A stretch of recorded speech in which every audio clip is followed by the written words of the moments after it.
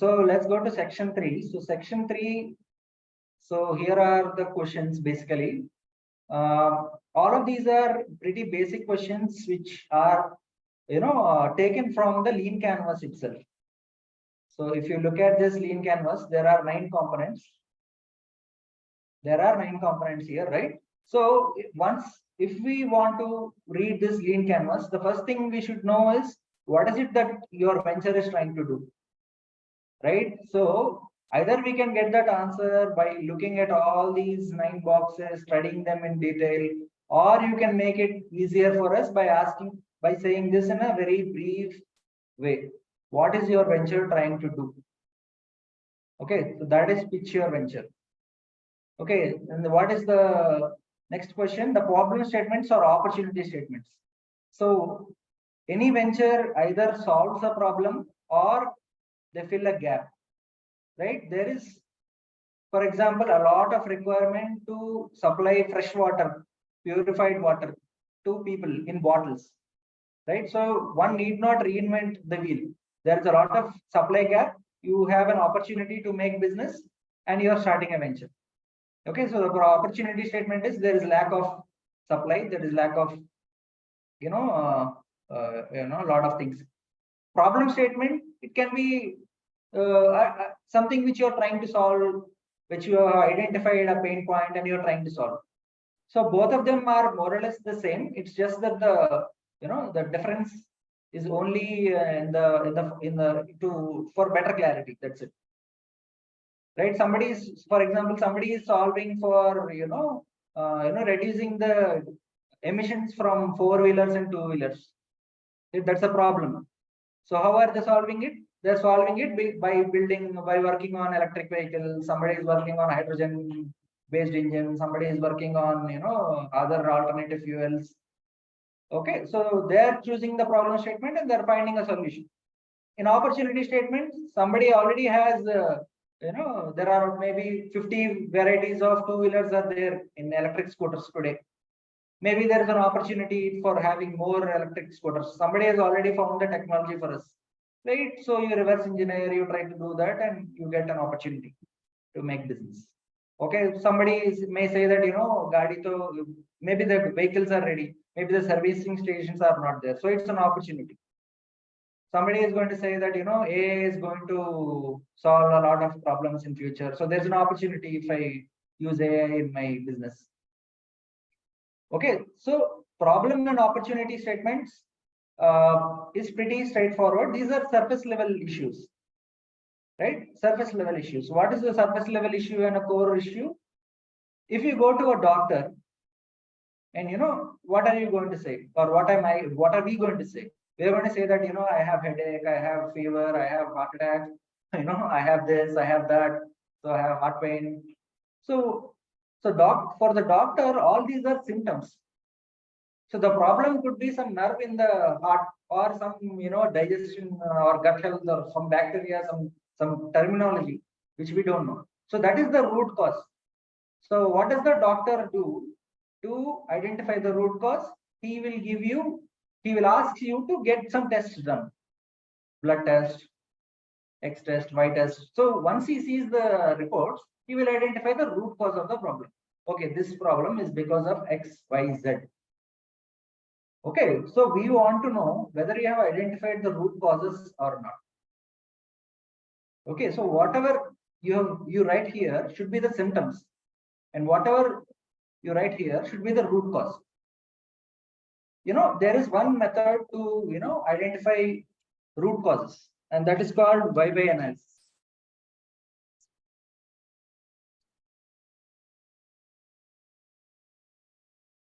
Okay, so you can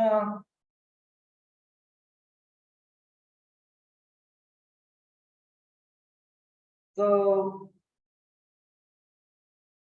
typically in a why-why analysis, you keep asking why. For example, last week one of my professor at IIM Bangalore has died. Okay, why has he died? He has died because he got heart attack. Or why did he get heart attack? He got heart attack because he was not taking, let us say, lot of Socratic questioning. Sorry, ma'am. Socratic questioning, it is said. So yeah, so why did he get heart attack? Maybe he has done a lot. He went to a gym and he did so many exercises that some body changes have occurred. Okay, why that body changes have occurred? Because he is facing from a liver issue from for 5 to 6 years, 5 to 6 months. He is facing some issue in the liver. So why is that liver issue happened? Because he has some chronic medical conditions. So that is the root cause. So you keep asking why is this happening, and then you will know probably the root cause of the problem. Okay, in the context of Rajiv sir's, he has given us a bag when he came to the physical event. Okay, so why is that bag? Why was there a gap in that market? Because there were a lot of plastic bags. So why are there a lot of plastic bags? Maybe because we got used to plastic. That could be one answer. Okay, what is the second answer? Lack of availability of alternatives. That could be a problem. What could be another issue? Alternatives are available, but they're very expensive. Maybe alternative good quality or recyclable environmental friendly bag costs 100 rupees. Maybe a small plastic bag costs 1 rupee. So whether it is availability of that bag or whether it is accessibility of that bag or whether both affordability is there and product solution is also there. Maybe it is not there in the market. Maybe retailers are not storing it. Why retailers are not storing it? Because they lack education. So your root cause could be, okay, lack of awareness of alternative affordable products at the retailer end. So what am I going to do? I am going to supply material. I'm going to go to the retailers and tell him, convince him that this is a good quality product, this is affordable, this is replaceable to your plastic. This is what I'm going to do. So once you know the root cause, you will only have the best, you are the best person to offer solution, right? Because I am only doing part-time work here on each startup, but you are doing full-time work in your own startup. So on any given day, at any given time, you are the best person to tell us how to solve the problem. And how do we know whether you are going to solve the problem or not? If we are convinced about whether you identify the problem correctly or not. Right? So that is the crux of the problem statements, the root causes, and the proposed solution. Okay, so once you say that you're going to have a solution. For example, one of my friend in Bangalore yesterday told me that to solve the sustainability problem, what he plans to do is he wants to give credits, carbon credit points to each person. So if we use plastic, we will not get points. If we use the sustainable material, he will somehow figure out a way to identify genuine and fake usages, and he is genuinely going to take genuine opinions for somehow, and he's going to give coupons for all of them. Sounds good. It's a good solution. Everybody is going to get benefited. Okay. But why before somebody uses that, what is the existing alternative? What if Amazon is giving the same thing, same benefit? What if Google is giving the same benefit? So what if government of India is giving the same benefit? So your proposed solution, if we were to go to the market, what is it that is already existing in the market? If it is not existing, then it's a good thing. If it is existing, then we need to identify why our solution is better than the other person. Okay, so nowadays, if you go to any 5-star restaurant, they are giving you 50 rupees water bottle. Smart water bottle, Bisleri water bottle, this water bottle. If you go to Novotel and all, they're charging for 300 ml 600 rupees. So it is not that the water is somehow very different from what we have in the 15 rupees milliliters bottle. They are doing something extra for which they are commanding a better price. The same product. Okay, so once we know what is the existing alternative to solve the problems, then we will be in a better position to re-convince the customer that our solution is better. Okay, so this could be a small issue. So now once you identified this is the existing alternative, and then comes the unique value proposition. Why should others not go to Google, Amazon, or Bisleri, Kinley? Why should they come to us? Okay, so there will be some benefits to each of your products and services. It is a question whether we have identified that unique part or not. Okay, so this requires some kind of thought process of how you want to go ahead, right? So once you know that, this is the unique value proposition, so far we have discussed about the product or the service or the solution part. Okay, so far we have discussed about the solution part only, solve. Okay, so now who will be the target customer for that solution? So today I have got an idea saying that, one of our startups, incubator startups, actually wanted to design a new electric vehicle from Vizag itself. But during the course of that, work, he understood that he does not have the capability to build a vehicle from end to end. So what he decided, no, let me not build the entire vehicle. Let me just focus on the battery part. Why the battery part? Because he knows that there are some players in the market who are looking for good batteries. Okay, batteries with higher technology available than the competitors. Okay, so how do you know the target customers? Once you have a unique value proposition, this is what you're trying to do, and then you go to customers. You meet various kinds of customers, and then your thought process will get refined, right? So, okay, maybe I thought, the vehicle I'm trying to make is probably not affordable. Okay, maybe another startup here is actually trying to make an electric vehicle ambulance for 80 lakh rupees. So when he is making an electric vehicle ambulance, he has a unique value proposition. It is environmental friendly. It is probably, it has a better interiors and better medical facilities inside the ambulance. Everything is there in that unique value proposition. But who is going to buy that 80 lakhs car, 80 lakhs ambulance? Right? So who is that potential customer who will be ready to take our solution? Right? So this will keep changing. So when you fill this application form in February or March, you must have had some idea. But after 3 months, you may have had a different idea. So what we want to know is, what are you considering as your potential target segment right now? Okay, so it can change 3 months down the line. It can change 1 year down the line. But we want to know what is it that you have identified so far. Okay, so this is about target customers. So before we go ahead, any questions so far?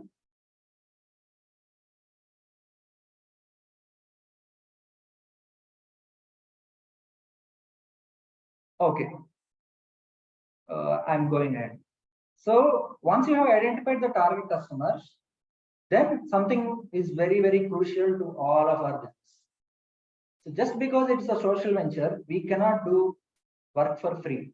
It needs it, because every activity we do has certain cost attached to it. Right? Just because you're a nice guy, you can't drive a vehicle without petrol, right? You need to pay for that petrol. If you want to go from one place to another place, there are traveling expenses. Okay, at least that's the bare minimum thing, even if you want to do for free. Right? So you should have a revenue model. At least some idea of how you plan to generate income. Because if you're not planning to generate income, this that approach will need a very, very different kind of solution. For example, you can say that, I am developing a technology like UPI. UPI is free for everyone. Nobody is charging any revenue. The government is not taking any revenue. So that is also a business model, right? So every day, every month, we keep hearing that, UPI transactions have recorded maximum number of transactions and maximum volume of transactions. So they don't have a revenue model. So you can ask us, why is it that they don't have a revenue model and they're growing like this? And why should we have a revenue model? Is something which you can also ask. But that approach is totally different. Government considers that as a social good. Okay, for social goods, they have decided that we will invest and we will not take any revenue. So they have a person who has deep pockets. They can put whatever cost they want. They can probably invest, crores of rupees for making that platform available to all people in India. Do we have the deep pockets? Government of India can make any rule in any place of the country, and they can, dominate the market, demand the market. They have a lot of reach. Do we have that reach to do something like that? All the e-commerce firms are loss-making firms. Even Swiggy, Zomato, everybody is loss-making, right? It's not that they don't have a revenue model. They do have a revenue model, but it is not sustaining their operations. Do we have that deep pockets? Right? So this is something which we need to think from day one, because just because our idea is good, just because our solution is good, nobody is going to come and give a lot of money. Even if you say that we will work on the donations of people, we will not charge anything from our customers or suppliers or whatever. But even if you want to have a model based on donations, you should write that, because that is a revenue model. So for some trusts and NGOs, donations are a core part of your revenue.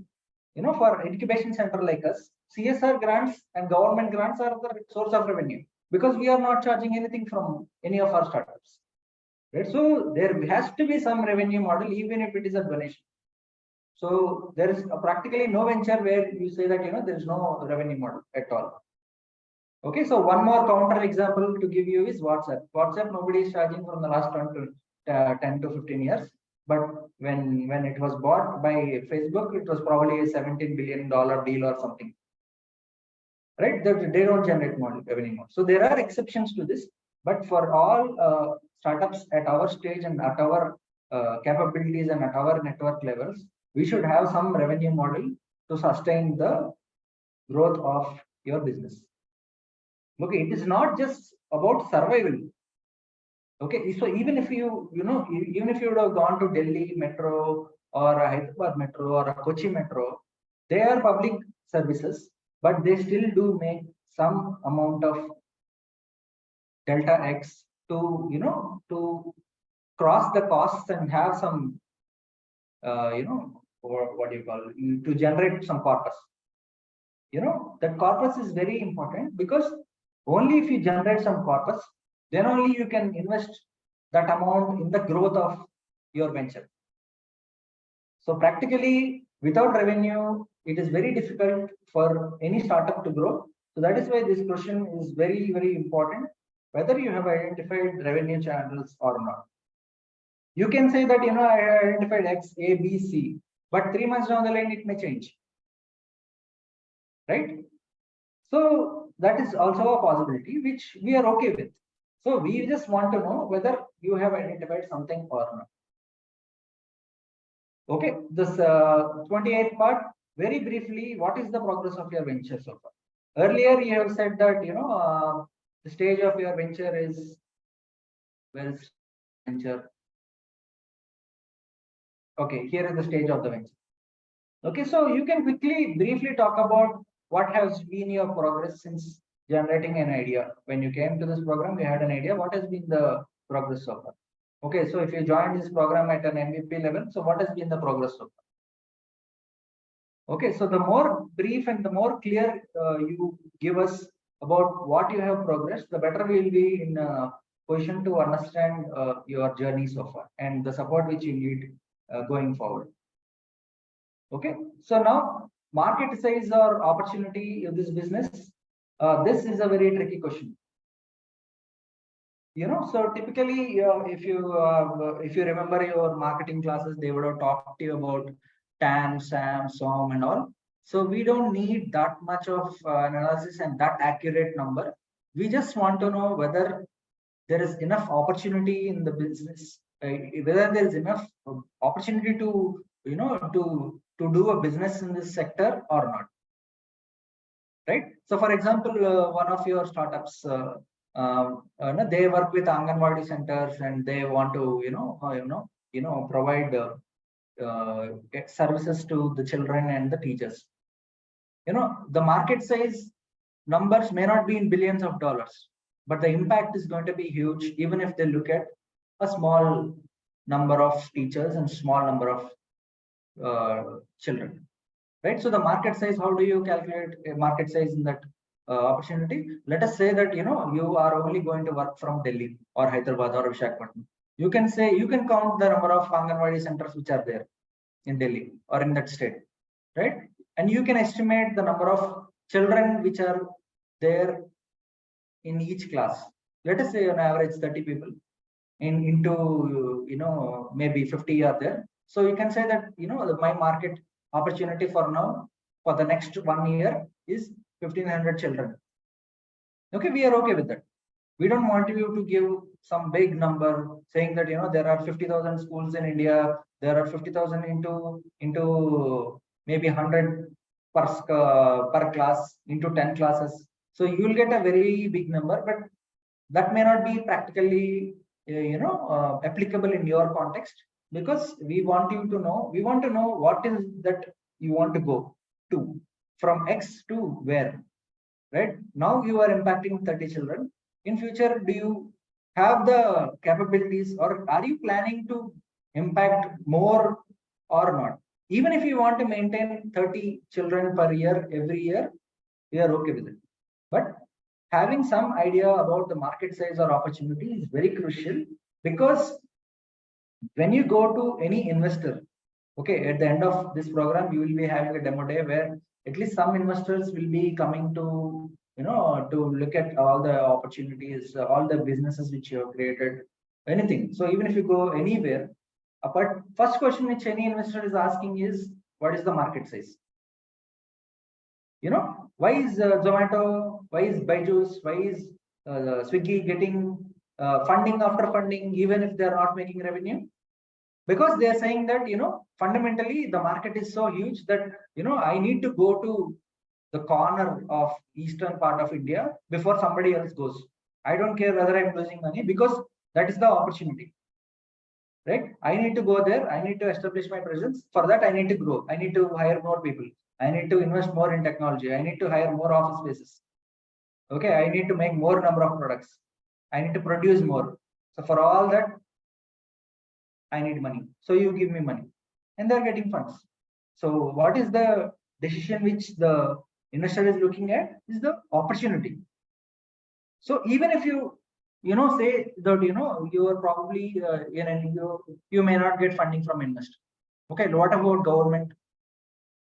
Government is doing a lot of activities, and they don't know how to do it, because they are not on the ground level like all of you guys are doing, right? So you are at a ground level. You have identified something, and you say that I have created this model in Delhi, and I want to replicate it to all the Anganwadi centers in India. So won't the government be interested? Right? There is an opportunity. There's a big opportunity. So this opportunity is pretty important from a business point of view on how do you want to take this venture in this phase 4 of the program, right? So that is about market size and opportunity. So you can make guesstimates, or you can find some reports or news articles and say that this is what I want to do in 1 year or 2 years down the line, right? From here, starting from here, the numbers could be small. We are not looking at big crores or big numbers. So we just want to know whether there is enough opportunity in the market for you to expand or not. So that's the purpose of asking this question. Okay, so the next one is the competitors. So there may be market for, let's say, 100 crores, but we will not get the entire 100 crores of that market, right? The moment somebody also identifies that there is a 100 crore market, they also are going to come. So there are direct competitors and there are indirect competitors. Okay, for example, a direct competitor for Kodak was probably Nikon or Canon. But what is an indirect competitor? iPhone, right? So you will also have certain direct competitors or indirect competitors. In the case of the Anganwadi center, the competitor is directly the school or the government, the local government. If the government itself improves the facilities in that center, maybe you will not have any scope for value addition, or maybe you will have, maybe your competition will change. Okay, so I think most of you will be clear about who your competitors are in the market. Okay, so now this is a pretty question which is linked to the target segment, to the target customers which you have identified here. So now you want to understand, yes, there are, so for example, when iPhone was launched in 2007, did they consider you, me, and all the people here as the target customers, or are they early adopters? Probably no, because they have put a very premium price and they wanted it to be an exclusive kind of a thing. So they didn't launch all different varieties of mobiles for different price points, right? So that, now we are getting a smartphone for 5,000, 6,000 rupees, but at that time, Apple was not willing to make a phone for that amount. Okay, it needed competitors to come in, Google, Android ecosystem, Samsung, and all the Chinese manufacturers to come and reach to their target segments. So for an iPhone, when it was launched, the target segments, the target customers could be somebody who is earning well, somebody who is in a senior leadership, somebody is using BlackBerry phones, somebody is buying for more than 50,000 rupees. Okay, maybe those are the likely early adopters. Somebody who likes more new technology, somebody who just are interested to try new products. You call them as innovators. So there is a a methodology on how the adoption increases for any market. So we just want to know who are your likely early adopters, who is going to buy the product first. So what are the characteristics which they have? Okay, for example, if a new electric vehicle has come in India at 1.5 lakh rupees of price point. Okay, there are also electric vehicles for 30,000, 40,000, 60,000. So are they going to buy your 1.5 lakhs? Probably no. Then who are those target likely adopters? Okay, for example, Hero MotoCorp has launched a new vehicle, Vida V1 Pro. So they put the pricing as 1.5 lakhs. So who is that likely early adopter? Somebody who is probably buying a scooter of 1 lakh rupees in petrol version, but he is environmentally conscious. He likes to try new things. So maybe he will put a premium of 50,000 rupees and he may buy. But will somebody who is buying a 50,000 rupees vehicle jump to 1.5 lakhs? Probably no.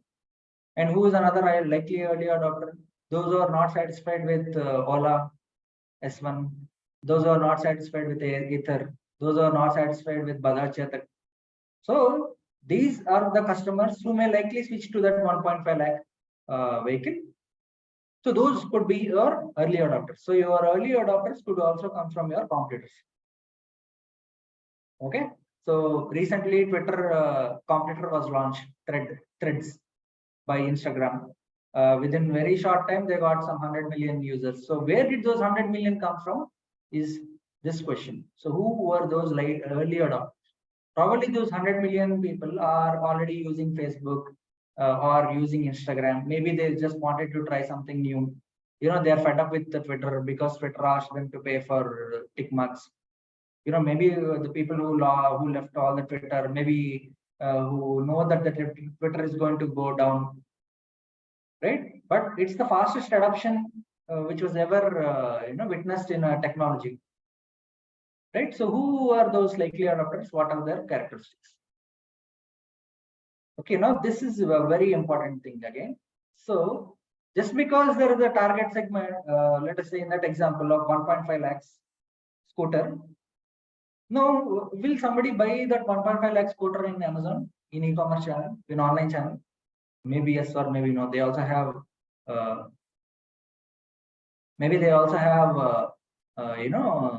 possibility. So just like Ola app is allowing bookings for Ola S1 Pro in their Ola cab app, maybe they will also buy in Amazon.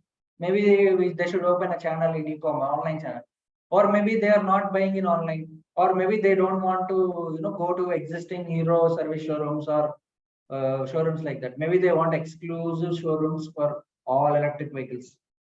Maybe you need to have a different approach, right? So maybe somebody like for example, in early days of OnePlus phones, they used to only offer those products in selective channels, like only Amazon, only Flipkart. Okay, only that. Even if you want to buy in Amazon, you should have got a request. You should have got, what do you call, you should have got some invite from the existing user, so that they can pass it on. Maybe somebody is depending on the word of mouth more.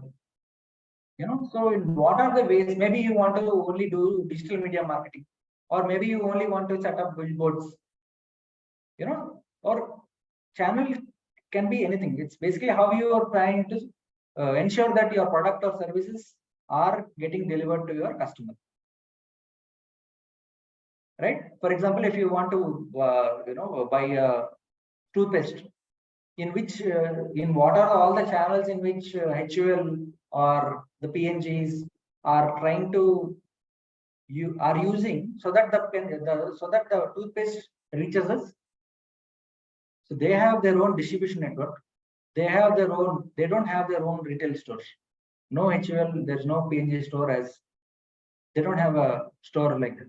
But they have distribution networks. They are connected to each and every small and mom and pop stores, maybe small retailers. They are reaching out to them and they're putting their product there. They're also putting their products in online, Amazon, Flipkart. They're also going to a lot of big retail stores like Big Bazaar, like a lot of DMart. So they are approaching retail stores. They are approaching distributors. They are approaching supermarket stores, hypermarkets. So those are the channels in which they are trying to leverage to reach to the target customers. Whoever is going to buy a Pepsodent, whoever wants to buy a Pepsodent toothpaste, how is it reaching from that manufacturing plant? So that is the channel. Okay, so somebody's talking. Let me mute off. Okay, any questions so far? No, in my case, yeah, go ahead. Okay, I have a question that I am providing one free service to sustain that I have two revenue streams. So in this case, the means first that the target customer and all will be different. So how to write here, means in this limited area? Yeah, just mention the target customer. You can also mention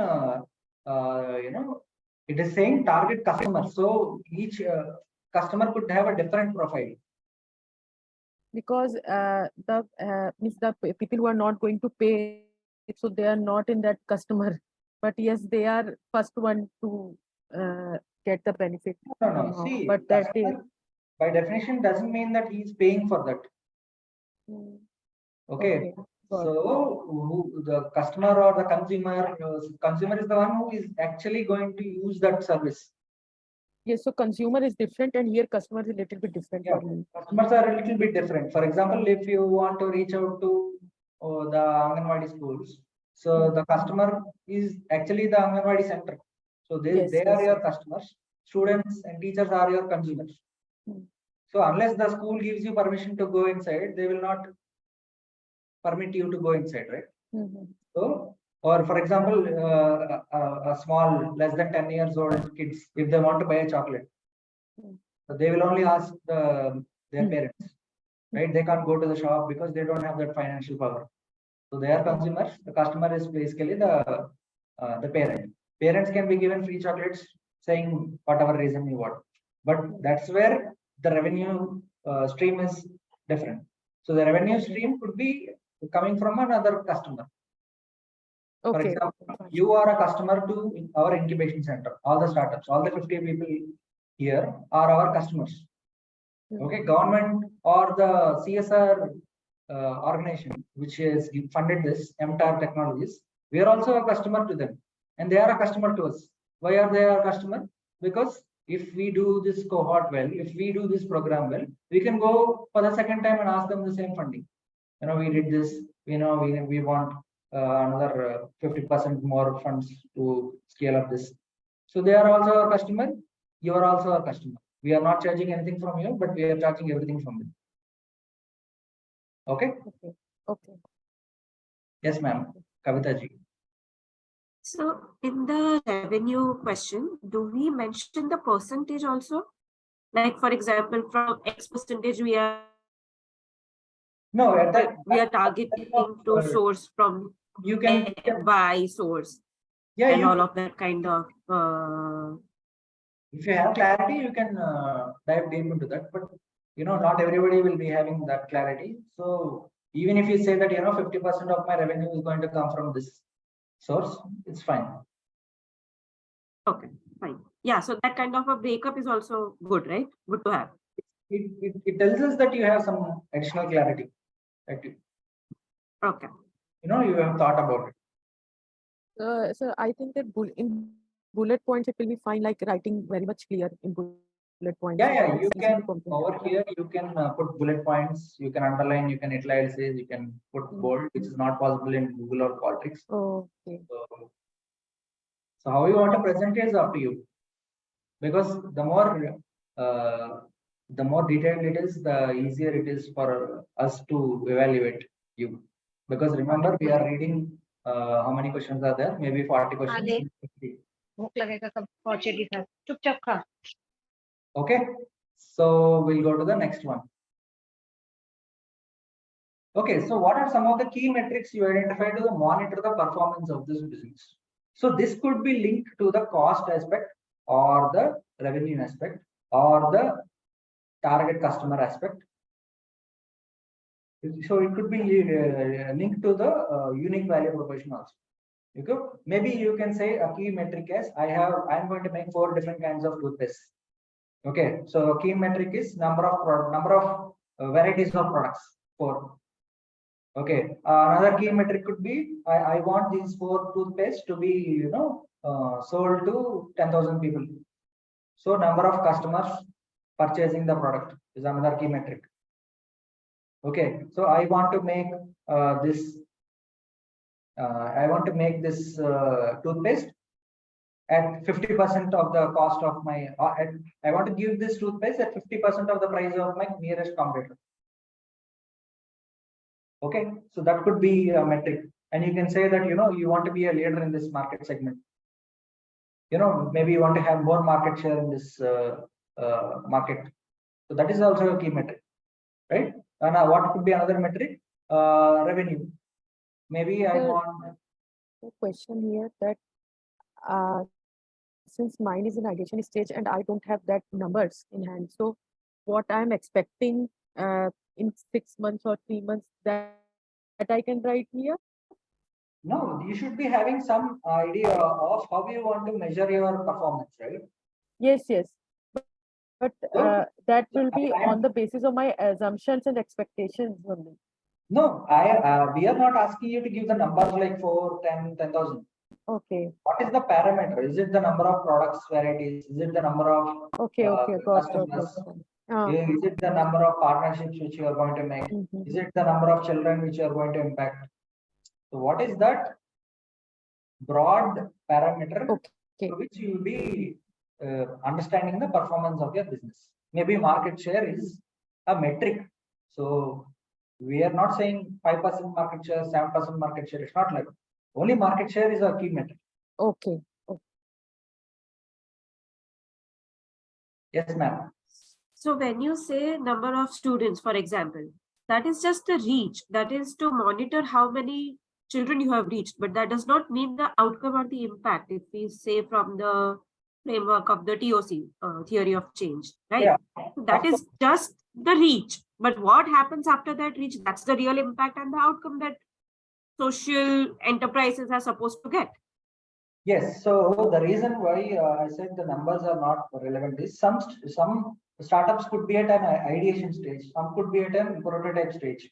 They may not have had that much of understanding of their target customers. So broadly, but they should have some parameter through which they will understand the performance, right? Maybe it could be 1, maybe it could be 100, maybe it could be 1,000. The outcome and impact. But Only thing is, because this this only gives you, say, for example, there are two situations. Like in Rohini G's situation, she does not have the numbers to show. Like she can't write 1, 2, or 100 or 1000. But in your case, maybe you are in a better position because you are operational from the last 1 year or 2 years. Okay, so you may have a better benchmark to begin with. Maybe you say that last year I had a sales of 10,000. So my metric is increasing the, say, doubling the sales. Increasing the sales by 100% from 10,000 to 20,000. That could also be a detailed key metric. But the parameter is not going to change, right? It's going to be increasing the revenue. So did I answer your query, ma'am? Yes, thank you. Got it. Okay. So now comes the most important part, is the cost aspect. So the cost structure. Okay, so what is the meaning of cost structure?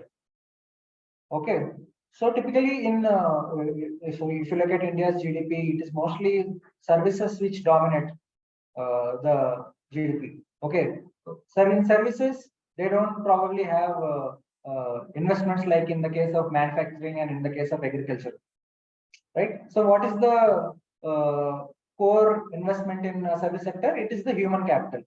So you are hiring more people. Salary part is going to be the most highest component in all their balance sheets. But in the case of a manufacturing plant, the salary could only be 2 to 4% of their revenue. Okay, so what is constituting more to that cost? It is probably the raw material cost, the finished goods cost, the manufacturing cost, the capital investments which are big.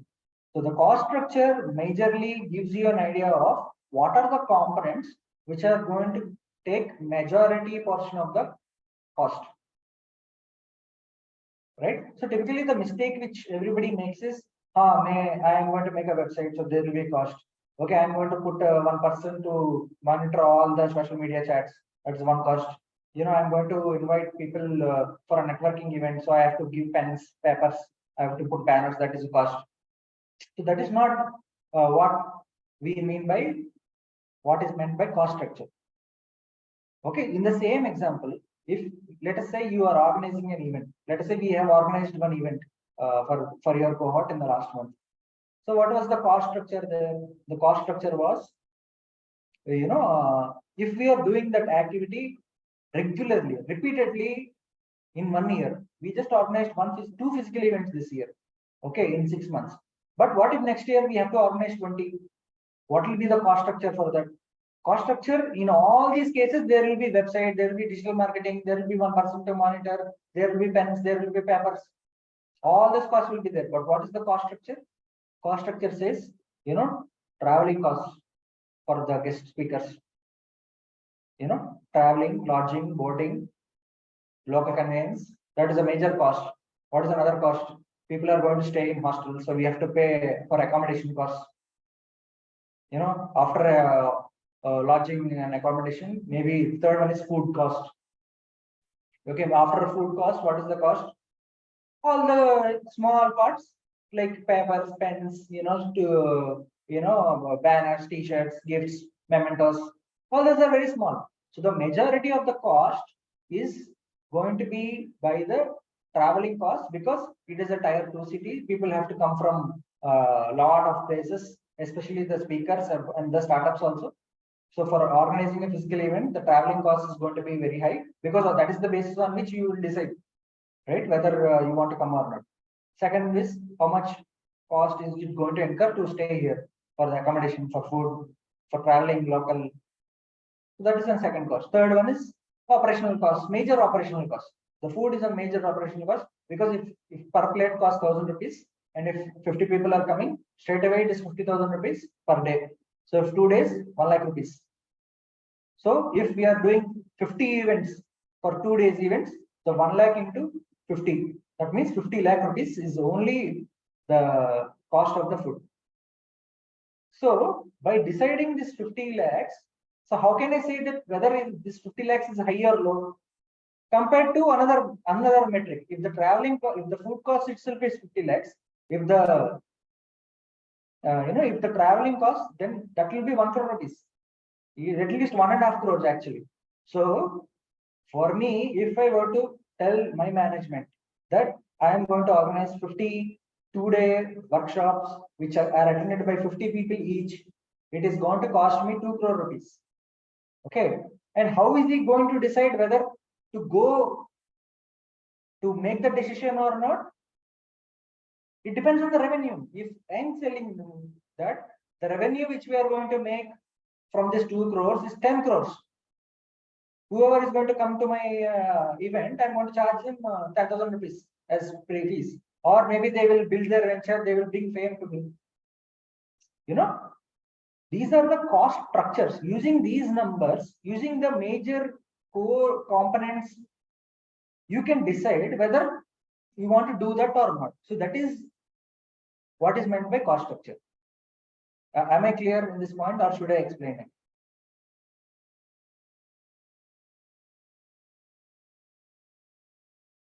Okay, another example. For example, Little more, one more example. That's what. okay. For example, if do you for example, let us say COVID 2020, 2021, somebody has found antidotes for COVID-19. Now there is a huge market opportunity for vaccines. So should I venture into that or not? Because by looking at the costs, it is very huge, right? First of all, I have to pay royalty to those who guys to those who have given me the patents for manufacturing this. Maybe there is a plant cost, manufacturing cost. If I were to expand my existing capacity, it will cost me a lot. Okay. So what is the small cost in that? Employment. Okay. That employee guy who is going to come to that new plant and work, that person is going to be paid peanuts when compared to the cost of the plant, cost of the royalty, cost of distribution. So in that case, those are the three main drivers of cost. Right? So these are the cost. What will drive this cost? Right?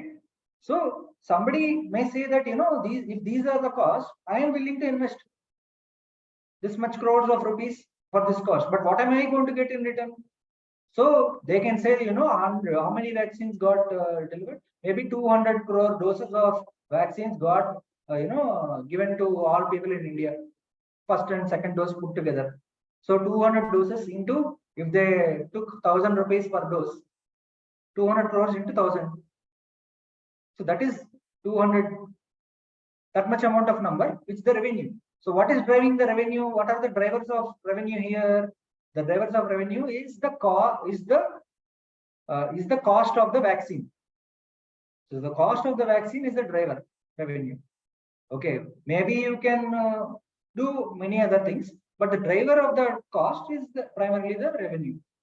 So the price of that vaccine is the driver of the revenue. And what is the cost? The cost is the royalty. The cost is the cost structure. The drivers of the cost structure is the royalty, the manufacturing cost.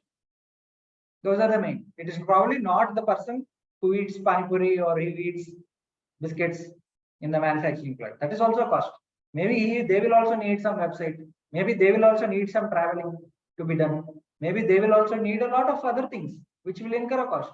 But those are not the drivers of the cost. Okay, am I clear with this example? Yes, Harsha. Okay. Okay, so the next question is unfair advantage. What is unfair advantage? As the word says, something which is not fair for somebody who is going to come and do the same thing. For example, I am a graduate of IIM Bangalore. Okay. Somebody else just cannot come and replace me because it is unfair for them. Just because I had some degree in the past, but that is going to give me a leverage when I go to another job, right? So that is an unfair advantage which I have, which the competitor, maybe somebody at my age has worked really hard and built a career. maybe harder, maybe did more hard work than me.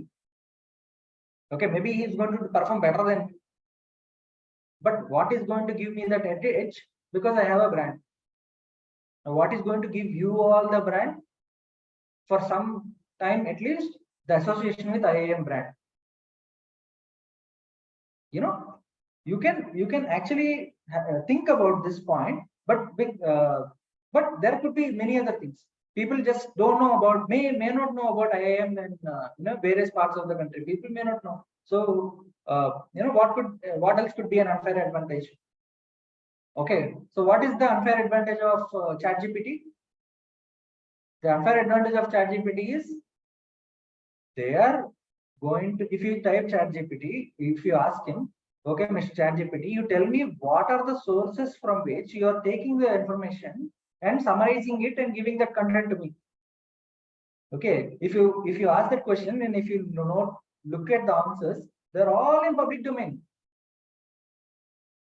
Right? They're from Wikipedia, they're from internet articles, they're from websites, they're from government databases, they're from resource libraries. The same thing, same access I will also have. Somebody, a startup who wants to compete with ChatGPT, they will also have the same data. But what has ChatGPT done to codify, to use some kind of technology, to use some tools to convert the data into an insight, to convert the data into an important or interesting point for their target customer. Right? That is their unfair advantage. So their unfair advantage is probably there in the team, there in their technology which they developed. So maybe they have patents of how they use the data, which algorithms they used. Right? So that is the unfair advantage. So if you would have followed news, the same the guy Sam Altman or somebody, he said the Indians can't make ChatGPT like thing. You forget about it. Something like that he has commented. Why? Because he knows his unfair advantage. With a very less number of people, with less investments, with less visibility in the market, for in the last 5 years, nobody knew about ChatGPT. They were able to come up with some product which had the maximum amount of early adopters for any technology adoption. If they reached that, definitely Google also tried. They announced something. Google has announced some AI based Google Bard. Okay, Microsoft has bought investment in ChatGPT. Okay, Amazon is going to come up with something to compensate to complement their Alexa. Was Google, despite having all the data regarding all our personal lives, all our professional lives, every data point, every data in the internet, they have everything. But why are they not able to make ChatGPT? Because they don't know which algorithms were used. What is that? What is that puzzle which ChatGPT team solved? What is it that is giving a better answer to me in ChatGPT, which is not violating, which is not which is not giving some criminal based solutions, or which is not Google Bard, initially when they launched itself, it was giving some arrogant answers, maybe some racist answers. So what did ChatGPT do to overcome all those challenges? Is their unfair advantage. An unfair advantage, it is probably only a temporary advantage. It is not a competitive, sustainable advantage. Because why? Why? Because just because I am from IIM Bangalore, somebody gives me a job. What if I underperform in that job? For 1 year, I don't go to office. I only take salary. And every time somebody asks me, no, I will not do. I don't know what is this, blah blah blah. Just because I have that unfair advantage, it has to be proven, right? So that unfair advantage will not translate to concrete. In strategy terms, it's called a sustainable competitive advantage. You cannot get that so quickly.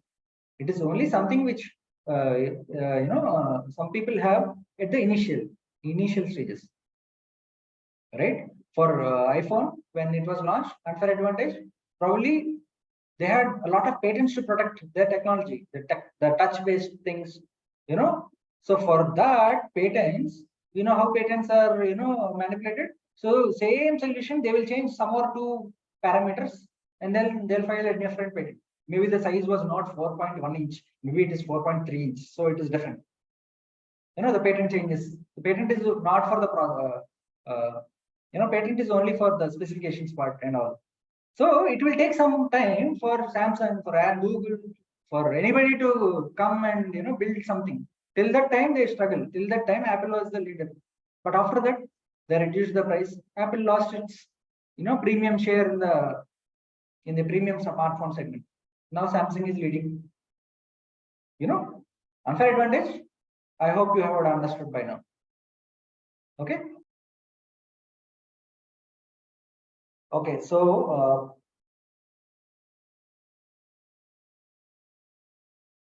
problem, you can write 3 problems. Right, top 3 problems. If you have only one problem you are solving, you can write just one problem. Preferably, if you write the core problem here, it will become more easier to understand. Right? For example, in the case of Jayati ma'am, Morning Song Foundation, we can say that lack of alternatives for elderly for spending their time during the day, lack of recreational activities, lack of networks in the region for connecting old people, lack of events, lack of engagement, lack of activity, lack of physical activity. There could be the core problems. What is the surface level problem? Surface level problem is people are going into depression. They're not getting out of the house. They have lost the habit of learning. So all those are surface level problems. Core problems are probably they lacked that connection where they could meet their age group people at a place where they can talk for each other, talk for some time, share their learning, share their experience, share what they're going through now. So all those are the core problems. So if you write the core problems here, it will be much better for the reviewer as well as you to explain it to anyone, right? And then the solution. My suggestion here is, if you are writing 3 problems here, follow the same sequence for the solutions as well, right? It makes it easier for people to check also. Like you, problem number 1, this is your solution 1. Problem number 2, solution 2. Problem number 3, solution 3. Right? If you don't do that, probably it may take extra time for a person to understand your problems in detail, to understand your solutions in detail, and see whether they fit or not. So the idea of a lean canvas is as you can see, the lines here are equivalent to the puzzle. Like you are just trying to put some kind of a puzzle in the form of 9 blocks and trying to convince yourself, your team members, evaluators, that you have a business proposition, right? So problem, solution.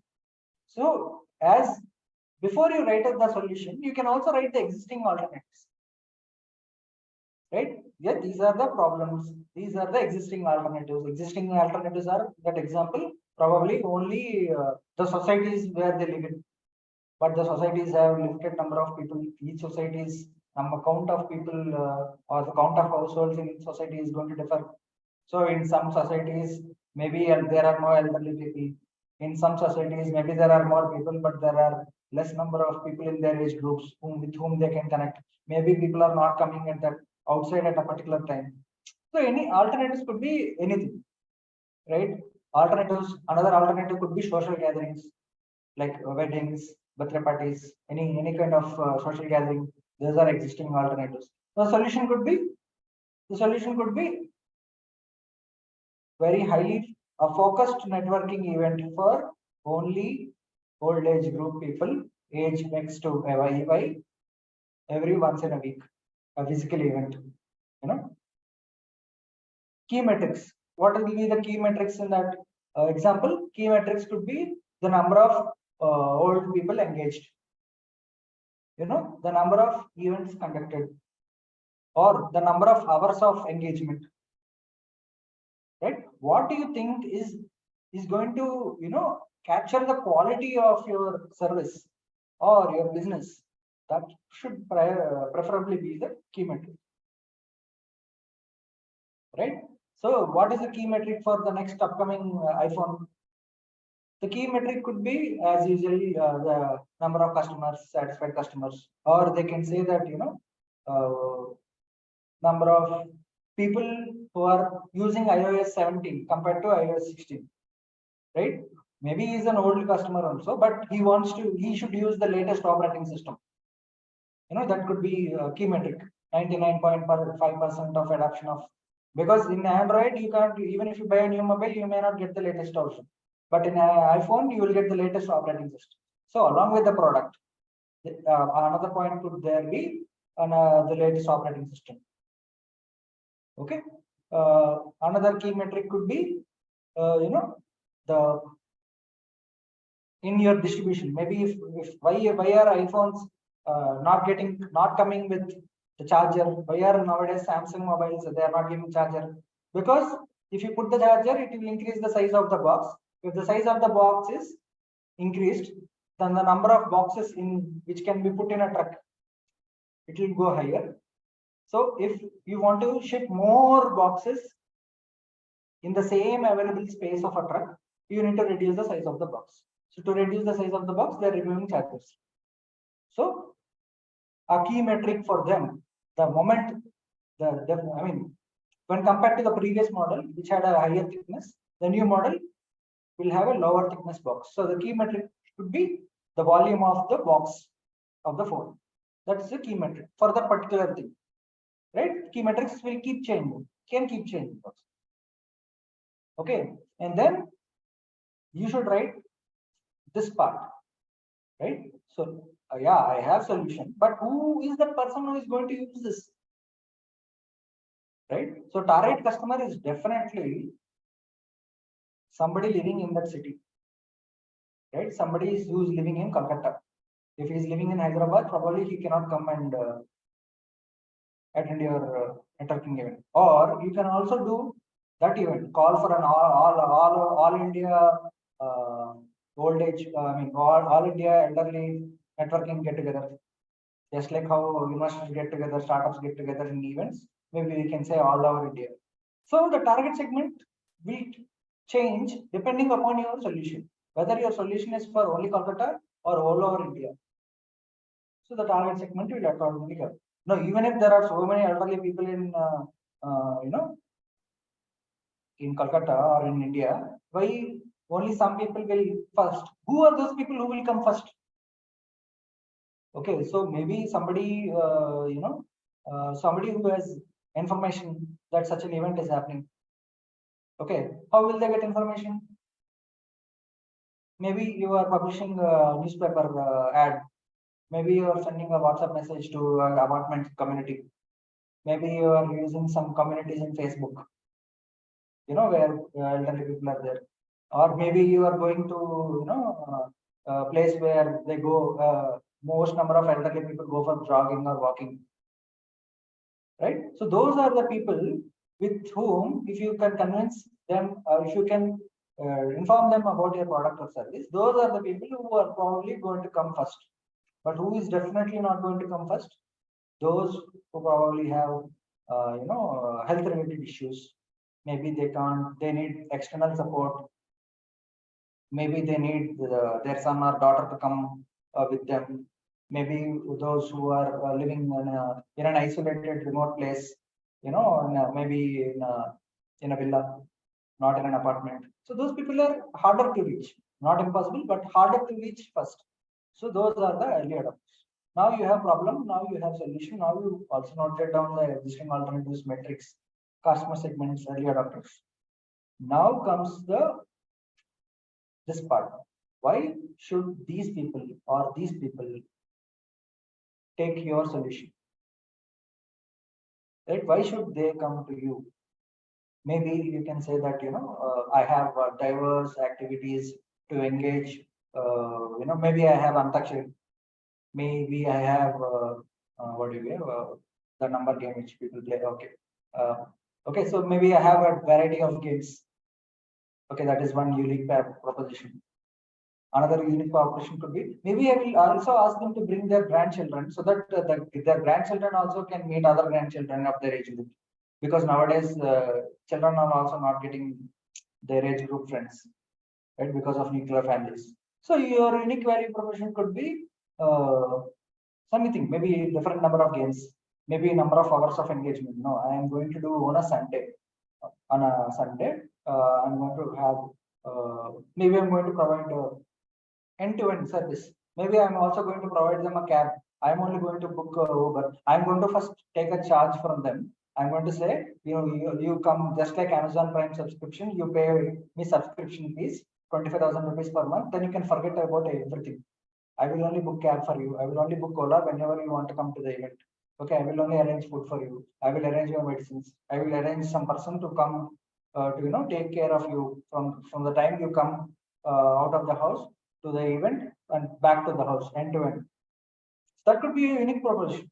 So those are the things which will match this part and the solution part. Okay, and what is the unfair advantage? The first few advantages which you have, which others don't have. Maybe you are having a first mover advantage. Okay, maybe you have a brand. Maybe Jayati has a good social media following, so she can say that she's top voice in LinkedIn, top voice in among this. Okay, maybe she has good references, good network, strong networking connects. Could be an unfair advantage to the person who's starting. Maybe she has a resort, where she can organize all these events. So that is an unfair advantage because that investment is reduced, right? So you don't have to pay rentals. Okay, channels. Like I said, how do you plan to convey this solution or make it accessible, make your solution accessible to the customer segment? How are you going to reach to this customer segment? Maybe in WhatsApp marketing, maybe phone marketing. Maybe you call old people, and every time you call them and you tell them, I'm organizing an event, please come. Maybe email marketing, but nobody may not, those elderly people may not see emails. Maybe billboard marketing. Maybe you put a big poster in out of all the gates of societies. Maybe you give pamphlets. Maybe you give newspaper ads. So the channel is basically how you reach to your, how do you propose, how do you make your service accessible to your customer segment? So the channels could also be physical events, an offline store, like channel is an offline store, right? Taking the parallel of an offline store, maybe you have a recreation and wellness center. That is a channel. Maybe your university, you have a location. Every time in that location, you are only going to organize all your events at that particular location. Or another channels could be restaurants or 5-star hotels with meeting rooms, right? So those are the channels. So how do you plan to make your service accessible to your customer segments? High level concept, you can ignore this probably because this is too difficult an analogy to pick. It is you can skip this. Okay, the next part is the cost structure. So cost structure, as I said, primarily involves the cost drivers. What will drive the cost of your venture? What are the top 3, 4, 5 costs which you will have, which will decide whether you are going to, offer that value proposition or not? If in the case of that end-to-end example, yes, sir. Can we put down the percentage? Yeah, you can put down definitely. So ultimately, even if you put the top 3 costs, maybe it should be 80%. Maybe if you apply Pareto principle, the top 3 costs should be, so that decides the cost structure, right?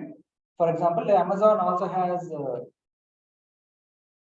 Amazon, like if you look at Amazon case study, Amazon is not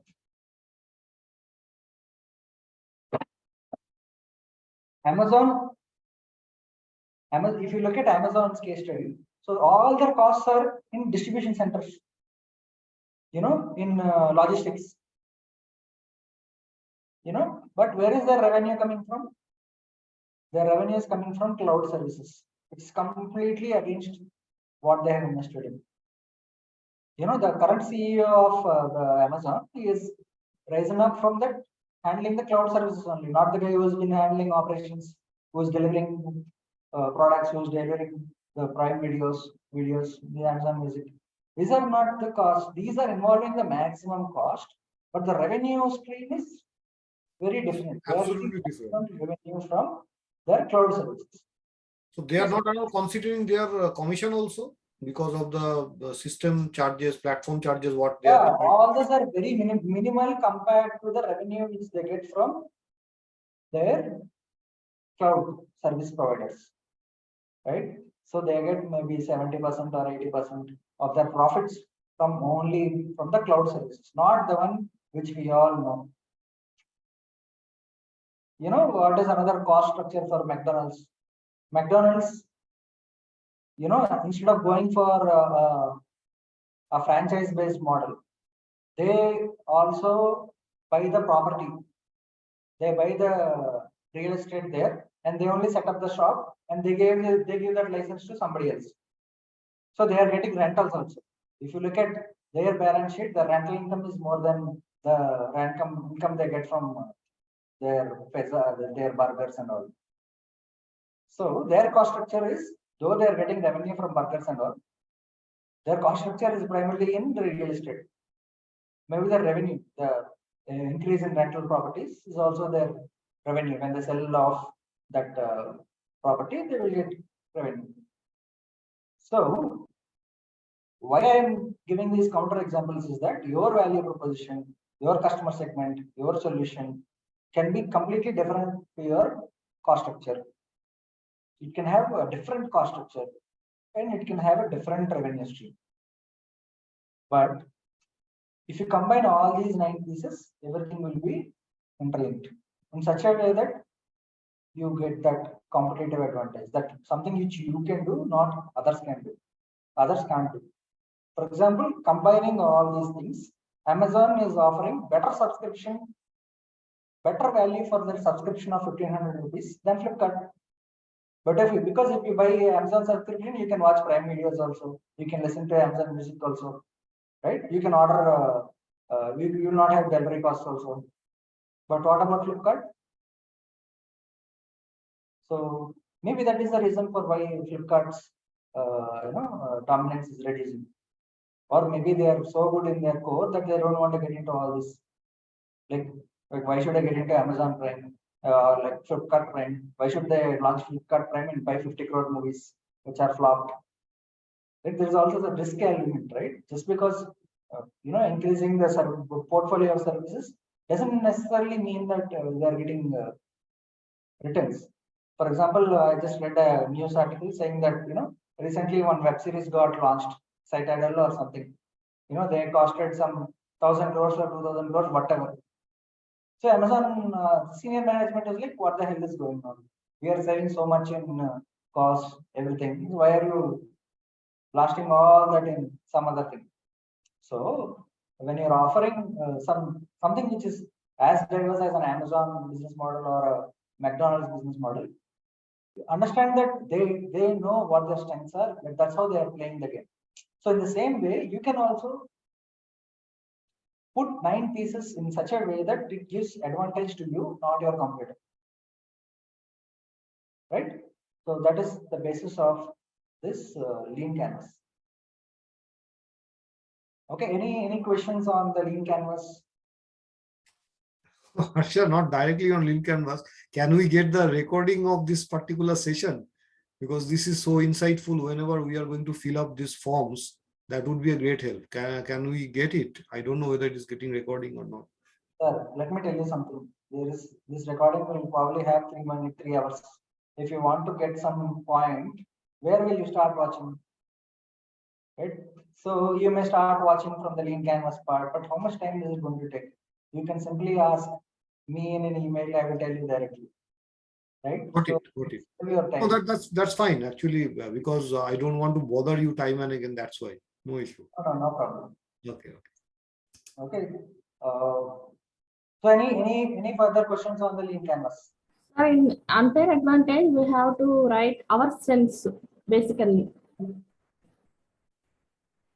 Sorry, ma'am. Okay. In unfair advantage, we have to write our strengths basically. In See, strength is probably not a right word, because what is an advantage, right? If you combine 3 or 4 strengths, then you will have an advantage. Individually, the same person may have the same strength also. Like you had the time to sit for 2 hours to understand a lot of things. So your patience is a strength. But you combine that patience with something else, then you will get an advantage. Right? So you combine that patience with your hard work, then you will have an advantage over somebody else. Right? Somebody may have passions, somebody may have hard work, but somebody may not have both. And you have that both. So advantage is probably a combination of strengths, which will give you, which will help you differentiate from other person. okay, in unique value proposition, what are the services we are offering them to the customer? That is the, I think. No, a simple question: why I cannot come to your shoes and do your venture? Tell me. What do you think? What do you think will stop me from coming to you if I decide to spend the same amount of hours in the same location to the same target segment? What is it that you have that I don't have? Okay. I'll tell you. You have the skill of weaving different kinds of products with your own hand. I don't have that. Yes, sir. Right? So that experience of 5+ years of experience of creating new products, creative thinking, creativity plus you have developed a product which is for where somebody is willing to pay for. So innovation basically means it is not just having some creative thinking and solving something. It is creativity plus commerce. If you try to solve something in a creative way and somebody is ready to pay for it, only then it is called innovation. Otherwise, it's not called innovation. Okay. So your unfair advantage is innovative thinking, coming up with new products. Like I can't do that, right? From my experience, even if I spend the same time to the same target segment, same location, I can't do that. That is something which you have. Okay.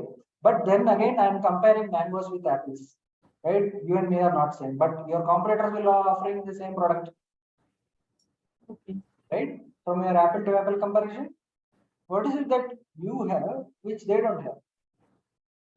Maybe you have money, maybe you have deep pockets, maybe you have reached to more people, maybe you have networks. Right? Maybe your networks could be an unfair advantage. Right? Why are the people in somebody else is doing toys, handmade toys? So why those people who are making all these toys, why they can't come and sell their products on Amazon? Because they don't know, they lack access. Right? Okay. Did I answer your question, ma'am? Yes, yes. Thank you. Okay, Dipti, please. Yes, sir. Good afternoon. I just wanted to ask, like when you say how much traction, how much progress has your venture made? My venture is in dentistry, provision of dental health in rural areas. But the progress it has made is in the sort of supportive areas. Like we have medical services as well. So I have been sort of try to improve that. We have added more specialities, like making it into a more multi-speciality care kind of area. And I now have a book which I'm trying to get published, where it will be used to promote dental health. So should I be mentioning those as well? Is that important? See, from why did you tell all these points to me? Just think about it for a minute. Why did you tell all these points to me? Because you think this traction is going to add value to your Yes, definitely, yeah. right? So while we can have a race saying that, from ideation, MVP, growth, scalability, investment and fundraising, but we need to understand that even if there is a race for all of them, each person is going to move at his own pace, and Yes. it is not correct or wrong, right? Yes. For somebody to make a a pharmaceutical drug, it will take 10 years. Yes. For somebody to make an idli dosa batter, it is going to take much less time. So that person is going to have a revenue quickly. That person is going to have traction quickly. Yeah. Yeah. So, Yeah.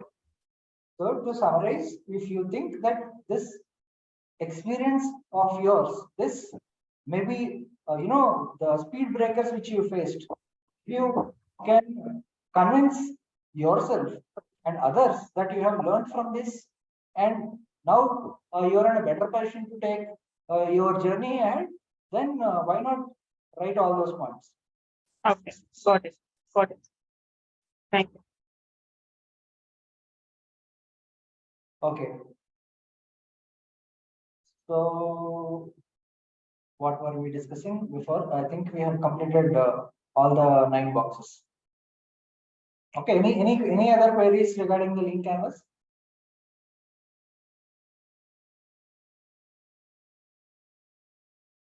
Okay. So the next part is the theory of change. Okay, I'm going to give you a relevant example here. Each one of us have completed at least 10th class of schooling, right? So if you were in 6th class, like if we all of us were in 6th class, then what happened? Some professor or some teacher has come and they decided that their school management decided that there will be 6 subjects. Okay, science, social, maths, languages. So why did they decide all of that? And why do you think our 6th class experience is helping us right now in our jobs? Right. So any quick answers on that particular question which I asked? Not really. Maybe science part is helping us right now, or maybe social studies, not the other aspects like history or something like that. Okay. Geography maybe is helping us, but not other subjects. I think, sir, it's the past Mm-hmm. experience and comparison from what they learned before and what they did, then what is the outcome. So it's like this, then it is how they're going to plan. So it's like a continuous and gradual learning, and which has given an impact. Okay, there is a small micro amount of learning every day, every hour. So it will, if you add a graph, probably it is going to have maybe it can go like this everyday graph, right? 1% improvement, you will improve. So that is one answer. Okay, but think about it. Everybody knows that our graph is going to go like this, that we are going to improve every day. Then why did they put so many tests? Why was there so much pressure to get marks? Why was there so much pressure to have attendance? Why was there so much consistency, to understand the consistency? So okay, consistency is what they are thinking. Why is that 6th class guy getting so much of subjects, getting so much of chapters in each subject which he is not interested or he is interested in? Okay, why is he given so much of homework? Why is he evaluated on the basis of tests, quarterly tests, monthly tests, yearly tests, and then on top of that you write some exams, outside exams, to get scholarships, to get recognition, right? So the way to think about this problem is that there are multiple perspectives. So the person who has decided that there will be 10 chapters in each subject and 6 subjects, so 60 chapters. So in each chapter there will be 4 learnings. So 60 into 4, 240 learnings per class per year. Okay, so what is that 240 out 240 learnings? Are we really learning those 240 things and improving that 240 in 6th class, 240 in 7th class, 240 like that, and we are creating an impact? No, right? So the way to see this problem is the evaluation criteria of measuring our consistency, of measuring our knowledge, measuring our learning, measuring our growth, measuring our interests are very different. Right? The evaluation criteria, we just thought that, grades are the only evaluation for, understanding how much we have learned. Out of the 240, if you learned and, wrote the exams well, maybe they will think that, you have learned all the 240 things. So you will get 100% marks or 90% marks. Okay. So if you see this page, what is this called? Theory of change, right? Theory of change. So first thing which we can understand from this graph is that from point 1 to from the lowest point to the highest point, there is some change, and change is happening continuously, right? And how can we measure something at the lowest point and something at the highest point with the same measurements, right? So they have thought about this problem and they have divided all of this into 5 different boxes, which is a standard procedure right now across various use cases and various situations, especially in problem solving, right? Okay, so what is the business or the social problem we are solving? In the 6th class example, what is that problem we are solving? Lack of awareness of various subjects. Right? For example, if I didn't go to the 6th class, I didn't know that there are 6 different subjects. Okay, that there are so many theorems in science, that there is something called history, there is something called chemistry, there is something called biology. Right? So let us say if I, instead of going to the 6th class, I am living like an I am living in a remote forest area. Right, I am living in a forest area without no access to. I'm living in let's say I'm a tribal person with no access to anything, and I am a person who is attending 6th class in a good school.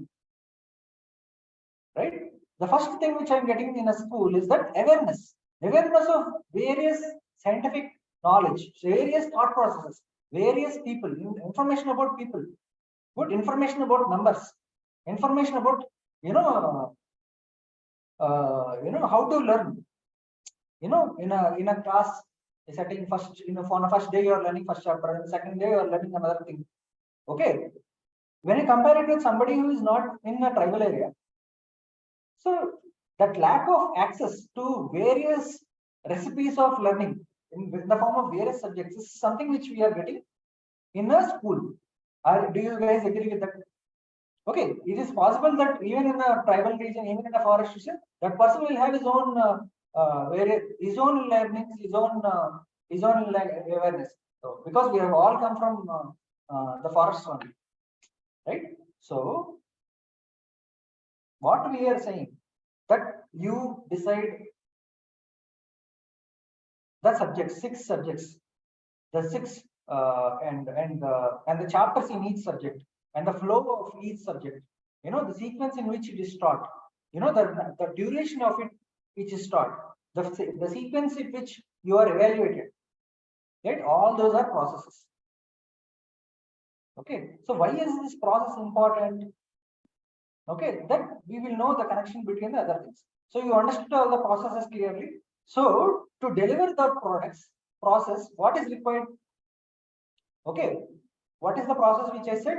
The process is the chapters, the subjects which we are being taught, the chapters in the topic. Okay, and then the duration in which the subjects are taught. Okay, and the duration in which the exams are set up to understand your understanding capability and evaluation. So to do all of that, we need, what are the inputs? We need a school where there is infrastructure, where there are benches to sit down, where there is a infrastructure to write on a board so that they can follow. And who will teach? There has to be a teacher. Teacher is an input. So resources. So teachers are an input. And then you need students, because somebody has to read those things, right? So students should be there, teachers should be there, infrastructure should be there, and then textbooks should be there. Okay. And some people, they don't come to school. They come to school only because food is being provided in the school. Midday meals came because of that, right? So an input that time got added is food, right? So those are the inputs through which you will do certain processes. Okay, now comes the important part, right? Like as I said, how can you measure something at the lowest level and something at the highest level after 7 years gap? How can you measure the same thing using the one parameter? It is not possible, right? So that is why they decided to put 3 more columns: outputs, outcomes, and impact. Okay, what is the output? Okay, you have decided that 6 subjects will be there in the process. 10 chapters will be there in each subject. Okay, 1 hour of subject will be taught for each subject. Okay, so what is the output? The total number of children who are studying all of this, who are involved in all this process, is an output. Right? What is another output? Number of hours of teaching services, number of hours taught is an output. Number of exams conducted, it is an output. Number of people who are passing in that exam is an output. Right? So all those are outputs. But okay, fine. What is my next question? Okay, these guys have told me that there are 6 different subjects. Okay, and there are 10 chapters in each subject, so 60 chapters are there. So in 60 chapters, I studied well for the exam. I out of that 60, I studied 50 chapters well. So I got 80% of the marks in the exam. Now, with that 80% marks, did I do something meaningful? Okay, I studied engineering, but if you ask me to fix an electric connection, I don't know how to do that. Right? So just because I studied and passed out of a school doesn't mean that I have got the necessary skills to do some activity. Right? Just because I passed out of some college doesn't mean that I'm going to deliver results to the company I'm going to join. Right? So outcomes are different. Using all this knowledge, were they able to do something innovative? Did they did they inspire more people to come to school? That is an outcome. Increasing the education rate, number of people who are getting educated, if that percentage is increased, that has got nothing to do with those who got passed, but those who got studied, those who are studying in school, that is an outcome of all the processes and outputs. Right? The number of people who are studying, who are getting educated, is an outcome. The number of people who are ready for employment, that is an outcome. Okay, the number of people who are getting jobs is an outcome. The number of people who are going for higher studies and doing research is an outcome. Right? So outputs are different from outcomes. Am I clear in this, or do you have any questions?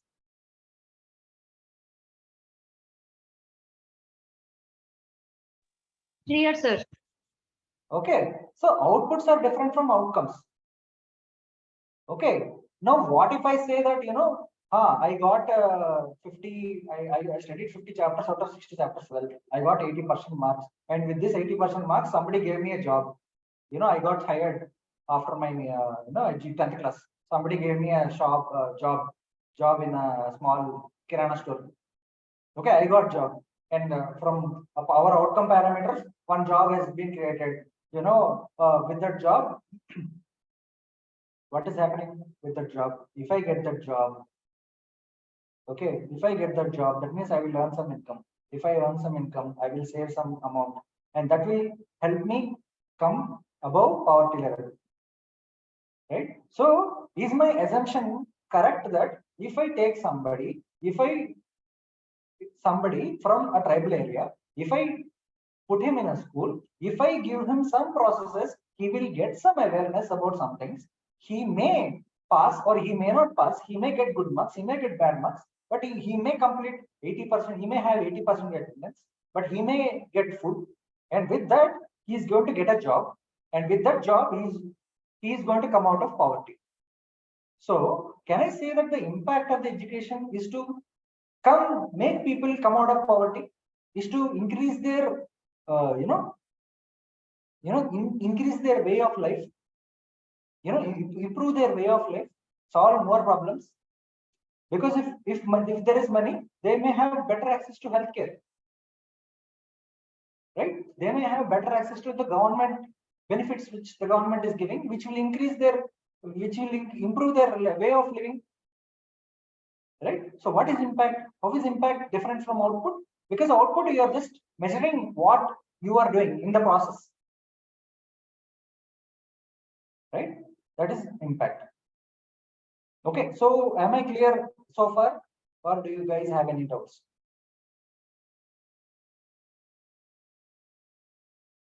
Okay, let me give you a relevant example. Okay, now you have been a part of 6-month program, and the title of our program is Social Impactpreneurs Program. Okay, so let us say at the end of 3 years, should I mention the output or should I mention the impact? So what is output here? What is impact here? Okay, if I were to measure the performance of this program after 3 years, definitely I will not, the impact parameter is not a 3-hour session. Harsha has done 3-hour session as a part of this program. Somebody else has done 10 hours of teaching. Right? That is not the impact of this program, right? The impact of this program is the amount of change which you are trying to bring with each of your venture. Right? If you are increasing the employability rate, if you are reducing the waste, if you are contributing to the climate change initiatives, if you are contributing to the sustainable goals, or anything in this focus area, right? This focus area, if the metrics of these focus areas are the impact parameters. If I am reducing the hunger, that is an impact.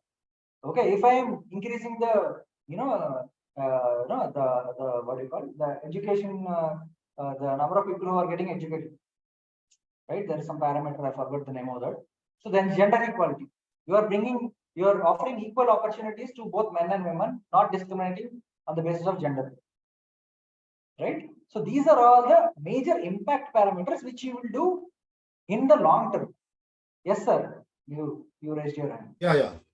Harsha, this SDGs, whatever is mentioned here, yes, suppose do we need to explain these SDGs, how we are addressing it into this theory of change, or yes, maybe in the question?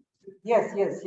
You will need to write a line about it, right? What is it that you are trying to impact? One line. Yeah, one line. Or if you are focusing on the impact is basically a culmination of lot of processes and lot of outputs. So you will have one impact and probably 3 outputs to measure that impact. Okay. Right?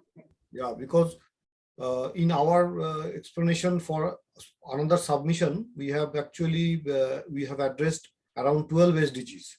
So it's very difficult to put it all, in fact. No. If you are measuring 12 SDGs, then probably these are outcomes, not impacts. Okay. So impact can be, see, what if I club gender equality and hunger?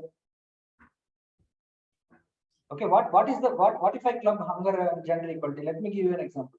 A lot of people who are not going to school, like I said, midday meal scheme came because people wanted to come to school if food was available, right? And we also know that women or girl children were not being enrolled to school because they by default it was their understanding that girls were not good in education, right? So you, by running a school, you are also impacting hunger and you are also impacting gender equality. Okay, what happens if I solve the hunger and if I solve the gender equality? then you are improving them from poverty, right? So you are increasing more number of households. Yes. So that is the impact. Okay. So all these things put together. Impact is like waste management, post-consumer waste management. It is the overall thing. It's the overall, see, because see, if we pick any of these and solve only this in isolation, our solution will not work. We cannot create impact. For example, if you remember the session of Archana Pillaiji. So just because they have time of 2 hours in the afternoon, you can't say that, I will do a skill development. I will, in the 2 hours you come to me, I will train you to skill. But what happens if they don't have the infrastructure to train the skills? What if they don't? There's no classroom. There's no people who come. Right? What if there is, hunger issues? What if what if they're not taking a meal in the afternoon? So will they come to the class with complete focus and concentration? Probably no. So to create an impact, probably we need to tackle a combination of these things, right? Now, but our resources are limited, right? Because our team size is limited. We cannot solve all the outcomes, even if they make sense to solve together, right? So our outputs will get reduced. No. Let me. Yes, I know that skill development and hunger and gender equality are linked. But let me focus only on skill development. My target is to do 10 hours of skill development training, and also ensuring that there's another venture who is working on hunger. There's another venture who is doing on gender equality. Right? Together, if you mix all three of them, then you will have an impact. So am I clear? Yeah. Okay. So how should we start this thing? Well, let me give you an example. So in the example of this entire social Impactpreneurs program, in what way are we going to tell our stakeholders? Yes, ma'am, you wanted to ask a question.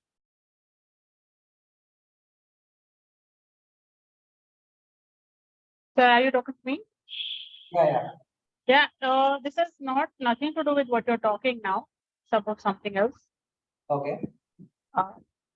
So like, this the application form, the link, the password, and the login details. I'm not able to log back in. I think other people are also facing this issue.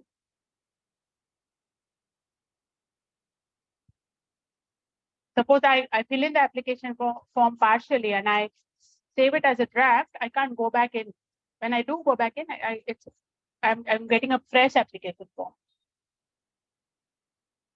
You are getting a fresh application form. Huh? Yeah. Okay. Let me just check status. Yeah, what is your name, ma'am? Dipti Anand. Your name is here. The application is saved 3 minutes back. And what have you put? Yeah, you have filled it partially here. Yeah. Yeah, I think you can. You should be able to log in and check. Okay, I went to the app and I did reset my password, and that's how I was able to set a password for it. And now, so where should I go now? Because when I say IIMV field activate, a number of things are coming up. Can you just try again? Okay. Sure. Can you just try again and let me know? Definitely. Yeah, yes, JT ma'am. So what about in the theory of change down that numbers, the second half, that bottom half, and the numbers here, like if you can give what exactly we have to fill in these numbers, like suppose inputs, resources, the school example that you gave, infrastructure, benches or whatever. Should we say how many classrooms, how many benches, how many teachers, like that? Should we say like in the numbers column? So in your particular example, in the case of the classroom, the process should be, number of hours of teaching. Yeah, the top part is you. Okay, what is the bottom? What is that number of hours? What tentative range? Maybe 100 to 200. Oh, Or acha, number of hours.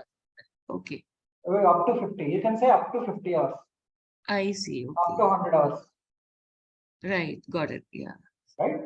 right. Yes, sir. The impact numbers are very difficult to quantify because that needs extensive survey, extensive evaluation of your outcomes, whether you are generally talking that as outcome or not. For example, in Andhra Pradesh, people are getting a lot of freebies from the chief minister. But using that output, that amount which they are getting, have they invested that in their education? And are they actually able to graduate somebody from their undergraduation because of the money which they got? How will you measure that impact? That needs extensive ground level surveys, right? So for you to give impact numbers, at this point of time, it is a very difficult task, but you can have a tentative numbers, like roughly, like even if you are 90% wrong, just an idea of what is that you are trying to do. Yes, sir. And what is the time frame from input to impact? Like, is it a three-year or a 5-year impact that you want, or like, what would be the time frame approximately? That is like. See, they have mentioned that, you know, it is, for example, output is for 1 year, outcomes is for 18 months, and impact is more than for 18 months. But we have not given any such timeline because, first of all, if you understand these three things, then you will understand, you know, so see, if I give you that number right now, it will be very difficult for each one of you to exactly identify what is their output, what is their outcome, and what is their impact. Okay, just remember this graph and remember that output is something which you are measuring right now. Right? How will you measure this process that you are doing it or not? Okay. Yes, In got the example of that school children only, the process is giving availability of books, availability of infrastructure, availability of teachers, number of teaching hours, number of foods available. So output is measured just whether you are following the process or not. Okay. What is output? Yes, I have passed exams.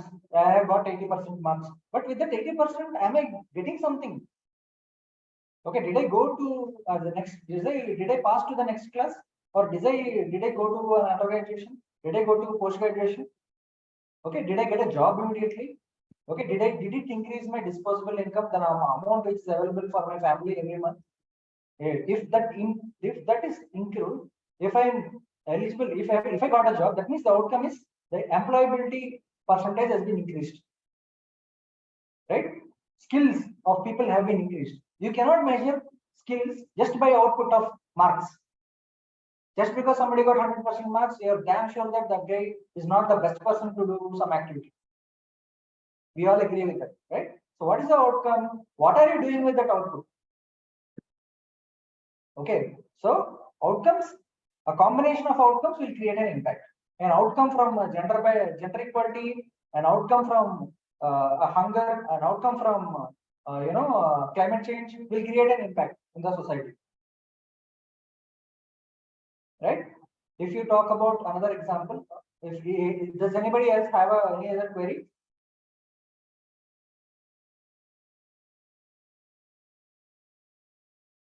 Okay.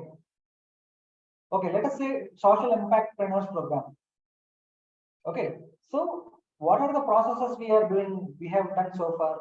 We have provided you a lot of business knowledge, right? In the form of sessions, in the form of activities. Okay, we have enabled networking between you. We have connected 25 people. We have connected 50 people, and we have connected you with some other external stakeholders also. The processes is coaching, processes is networking, and we have done one mentoring session. Like this is also like a mentoring session also. Okay, so mentoring, coaching, networking, okay, and access to information.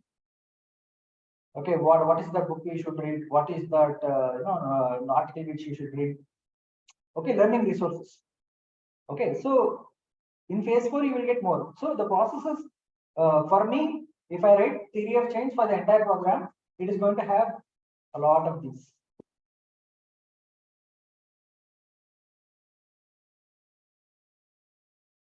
Okay.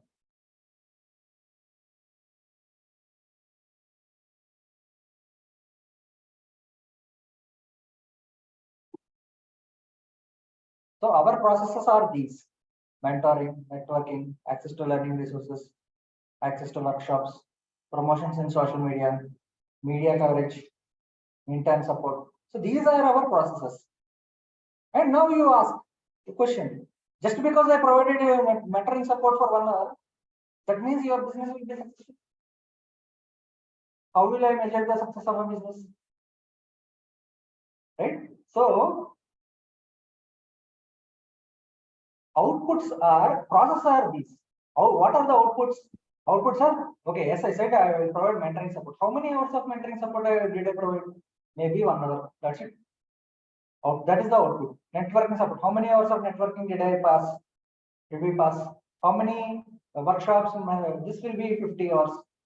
How many times did we promote you in social media pages? So some number will come, right? So whether that number is low or high, that will get measured by the output. Okay, what is the outcome?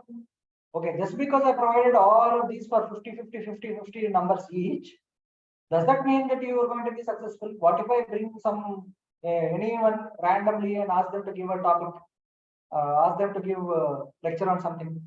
Just because that I get 50 hours of that gap, that doesn't mean that your venture will become successful, that you'll be having some valuation, right? So outcomes is like a measure of valuation. What is the value you are getting from all these hours of session? So maybe we have increased the survival rate of your business. Maybe some business who could have got shut down after 6 months, maybe we have taken them to 2 years. So outcome is what? The number of people who are graduating, like who are surviving in the market. Okay, what is another outcome? Number of the revenue which you are generating through your venture, right? Because we gave you all the support. Should your venture's revenue increase or decrease? It should increase, right? So that is an outcome. What is another outcome? Are you guys generating employment? Okay, that is an outcome. What is another outcome? We gave all the support. So should you get follow-on support? Should you be prepared for follow-on fundraise or not? That is an outcome, right? So if you raise employment, if you increase, if you first set, your survival rate has got increased, your revenue got increased, you are able to employ more people, you are able to increase your revenue, you are able to increase your prospects of your you are able to increase the prospects of your fundraising. Okay, so these are the outcomes. Now, what is the impact? So the impact is going to be something like this. Okay, combined together. Okay, some startups have raised funds, some startups have raised follow-on funding. So what is the impact which is happening? This is all probably from the impact is probably how many for us, how much of change were you able to bring in the society, right? From the Anganwadi example, what is that impact? Did you increase or decrease the enrollment ratio from 4th class to 6th class, or from 6th class to 10th class? Like over a period of time, because you are doing all of this, did somebody who was at 4th class when he started, was he able to get 10th class graduation? That is an impact, right? So that is an impact parameter. So those are the key impact. So what is the percentage of waste which got reduced? Now, how am I going to measure it? Number of trees saved, right? Because of you're doing all of this waste management, I have reduced 32 tons of plastic. Okay, instead of, from where would this plastic would have come, right? It would have come from somewhere. So that is what I am saying. So you understood, right? So what is the meaning of impact? Any doubts so far? Is everybody clear about the theory of change? I think, Harsha, we need to work on it. Maybe we will face some difficulty while doing it. Then only we can raise those points. Okay. Yes. Somebody has a question. Yeah, hi, sure. Hi. So, can you hear me, right? Yeah. Yeah. So my question is the impact what you talk about the social impactpreneurs right now is so there can be two kind of impact which we can tell right now is a short term as mentioned, right? This is the impact where 5 startups or out of 25 some will succeed or increase the ratio of the success. But long term impact can be like, okay, how many you have created that large number of social impact through your social impact program, right? So here we are asking about the short-term impact, or we can go for long-term impact as well in this theory of change. That is what the thing is. Outputs, outcomes, and impact. Impact you will get by achieving certain outcomes, right? So definitely impact is going to take a lot of time, right?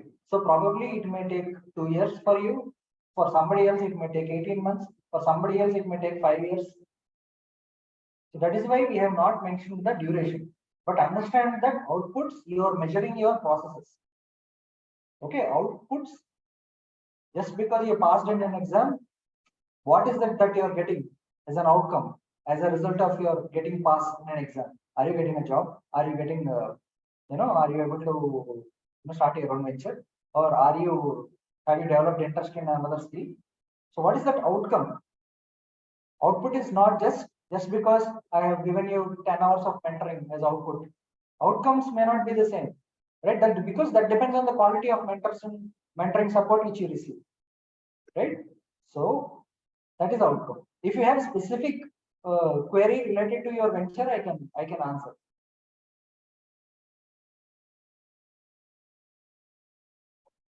So our long-term theory is like impact is like creating like in women help to decrease the overall postpartum problems, which is 76% as of now. So long-term impact will be decreasing that rate to a certain extent, right? So that is a very long-term impact. So short-term impact, we need to decide the outcome as per you tell. What are outcomes we are seeing right now? We couldn't put impact on the basis of that, right? That's what you're telling. Yes. Okay, thank you. Thank you. Okay, any other question before we move to the next thing?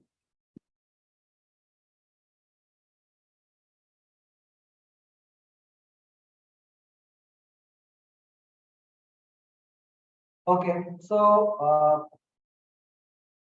now you have probably understood the application part. So I'm closing this. Oh no, I should not have closed.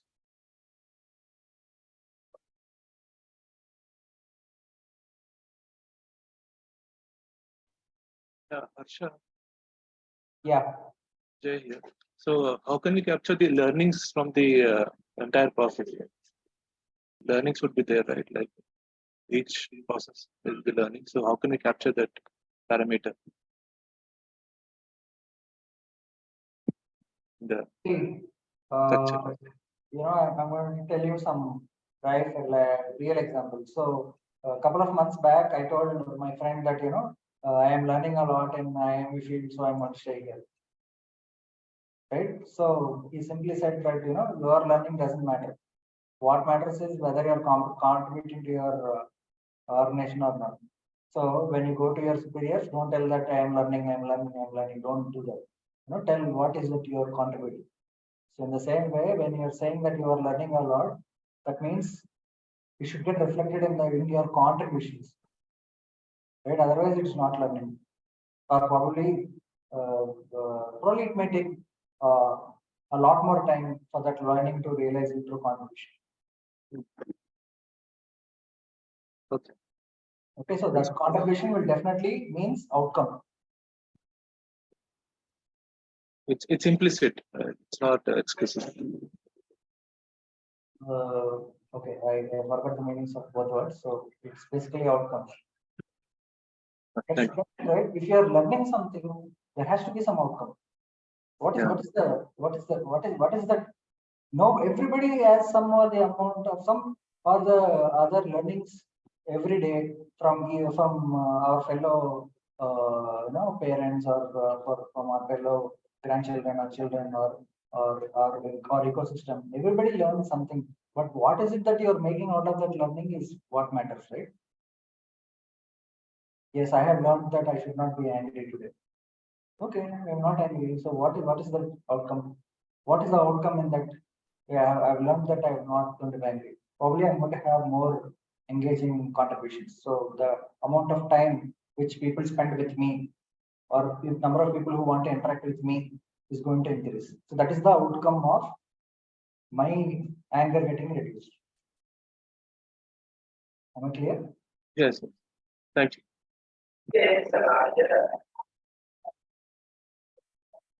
Okay, so now let me make some simple things. So now our next concern is that we have understood the PPT part. Which video you will be able to do it. Question answers you have updated it.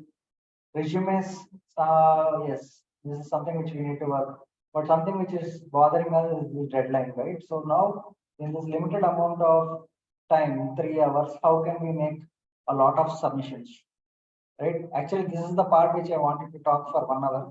So we have only scheduled this for 1 hour. Okay, so there is a tool called ChatGPT, and I will show you how to use it.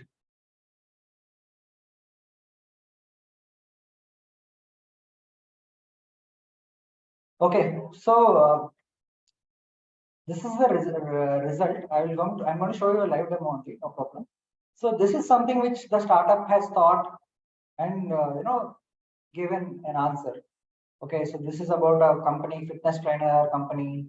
So now questions which were asked to them is mention the problem statement, identify the venture, mention the solutions identified by the venture, mention the products or services. So from this paragraph of information which the startup gave, okay, I wanted ChatGPT to rephrase everything. Okay, so this is the result which it gave. Problem statement. Many fitness seekers lack knowledge of proper workout techniques, leading to injuries and suboptimal results. Is that a problem? Yes, right? So you got some idea about the problem statement. I have not told anything about this some venture, but this problem statement gives you some information in one line. What is it that they're providing? They lack knowledge of proper workout techniques. What is the solution? They are providing an affordable and readily accessible personalized training experience. Okay. To help fitness seekers achieve their goals faster, safer, cheaper. This is the solution. You understood the solution? Now, to give personalized training experience, what is the existing alternative? You go hire a gym trainer. You go to a gym, hire one trainer. He will give you personalized training experience. Otherwise, there is no personalized training experience unless this is the only way. Now see what is this services.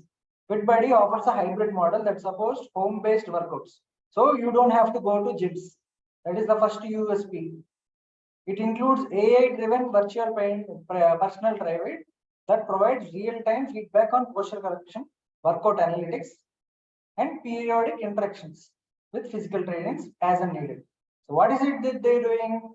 Just like this Zoom recording, he has developed an app which will be in a mobile, and that mobile, he will put it right in front of the person who is doing the exercise. From the mobile front camera, the exercises of the person is captured, and from his posture and using AI, he will exactly calculate what is the angle of between the two legs, what is the angle of your head posture, etc., etc. And then he is going to tell you that no, this angle is wrong, this particular is wrong. So that is the core problem solution, core solution. But what is the solution? That app will go into display is going to announce through the app that you need to correct your posture, raise your leg by okay, it is still not clear. So that is the service. Okay, FitBuddy aims to empower fitness seekers. Okay, so now without knowing anything about the problem, can you tell me how many of you have understood what this venture is all about? At least something. Okay, so nobody has understood that. Okay, I'm going to show you a much more complex thing. Just try to read this paragraph. It is observed that most fitness seekers are not sure about workout techniques. So it is something like probably the thoughts which may come to you as well. A complex set of paragraph explaining problem, explaining solution, explaining problem or service. Right? So what did I ask the ChatGPT? I asked ChatGPT to rephrase everything in the set of questions which I want. Okay, so now taking this same example,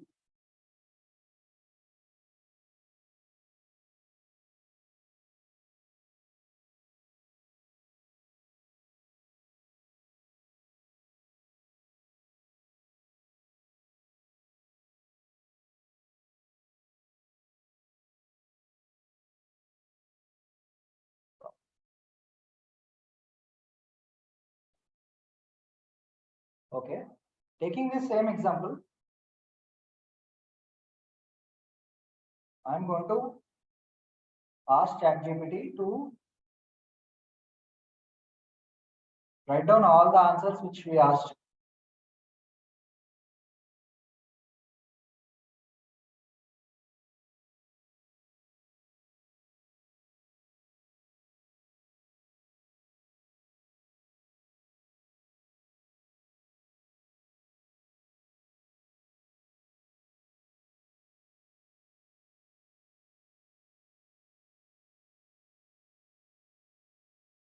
Okay. Rephrase this and answer me these questions.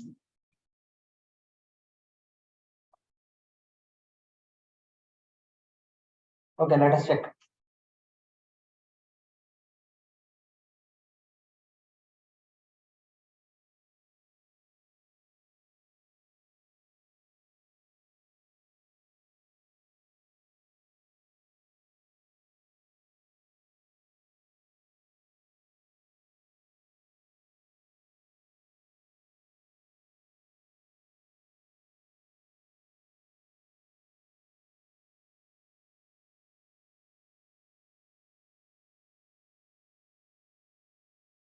See, you got 16 answers in a matter of 5 minutes. And why shouldn't you all use this technology to, it is not that this is the final answer. I'm not saying this is the final answer, but this is a start. You go copy paste this answer and you add your own points, correct, make corrections and give this again to ChatGPT and ask it to rephrase everything else.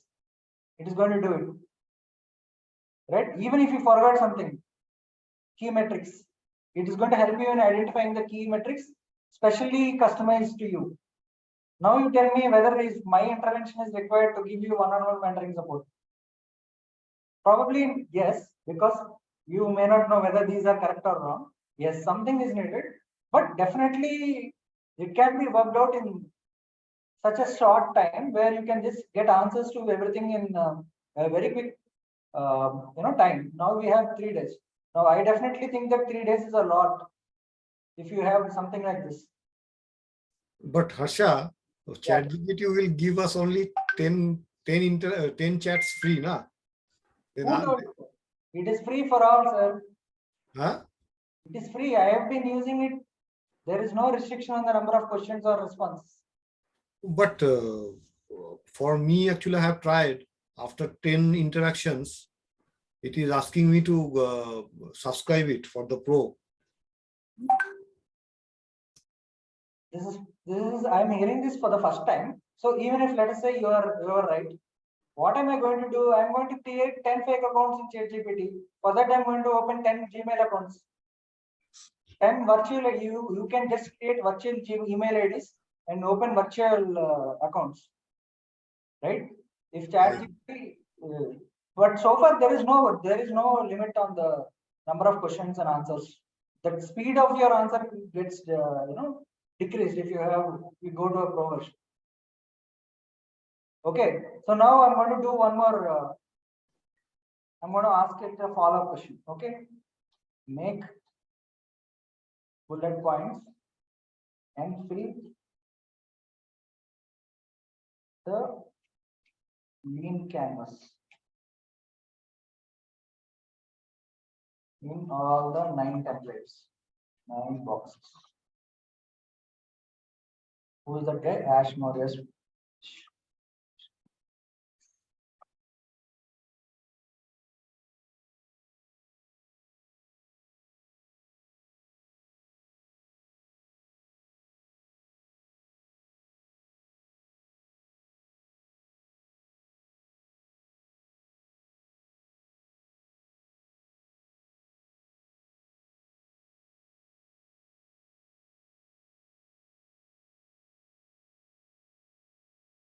Now tell me how much time is it required to fill that lean canvas? Okay, now it's a good start. So most of your queries, whatever we have discussed in the last 3 hours, they will all get answered. If you don't get that answer, you can text me.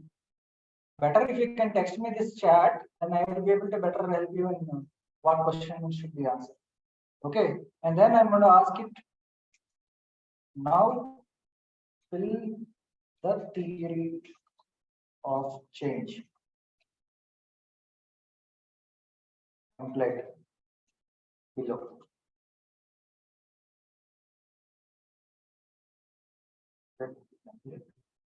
Oh no.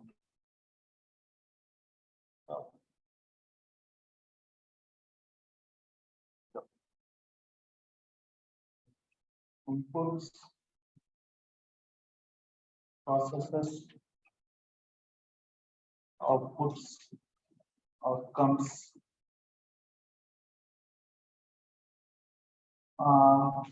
impact. Impact you can say 2 years. Outcomes you can say less than 1 to 2 years.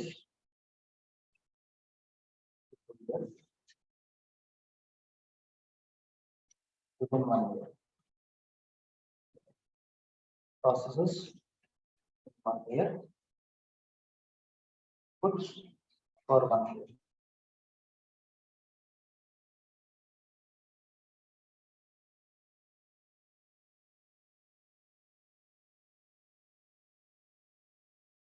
It is giving you the goal segment also.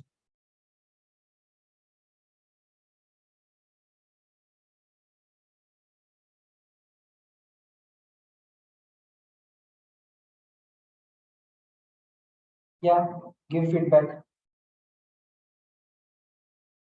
Done. And then what else do you need? And then you need and then you need this, right? Pitch video.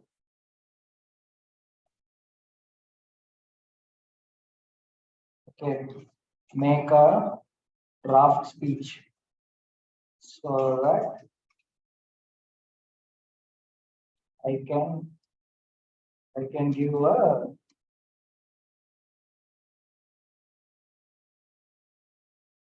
so that I can give a pitch video in exactly 3 minutes.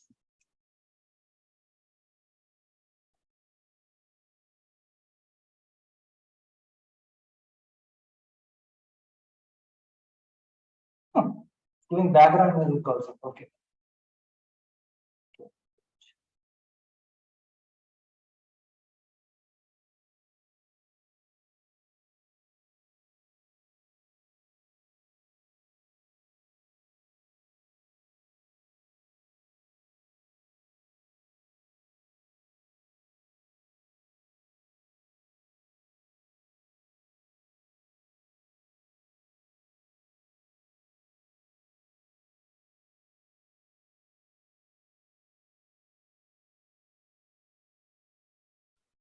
Excellent.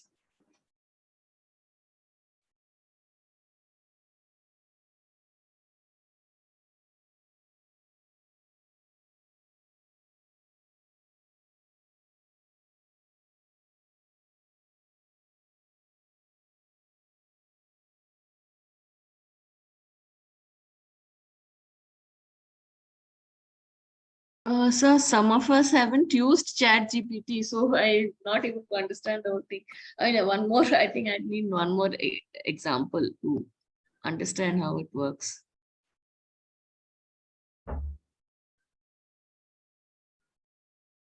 Who asked, ma'am?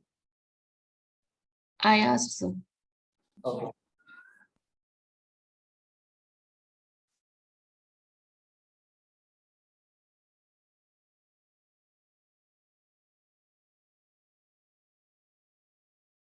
Okay, so what am I going to do now?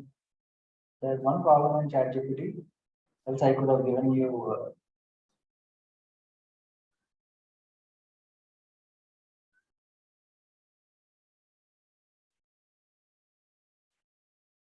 that.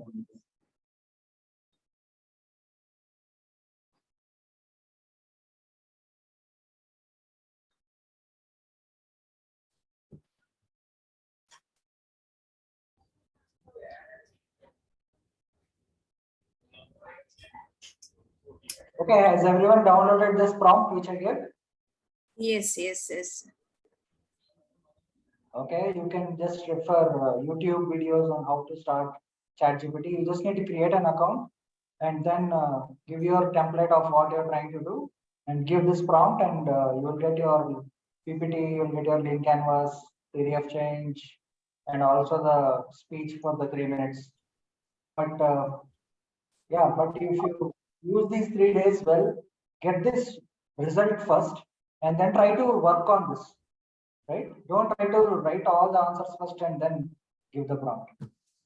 Okay, first give a basic idea of what your venture is doing in one paragraph, randomly, whatever comes to your mind, write it. Give this prompt, get the results, copy paste in a Word document and edit it.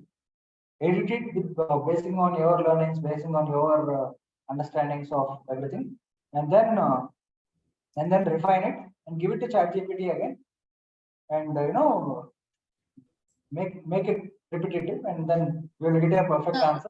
Sorry to interrupt.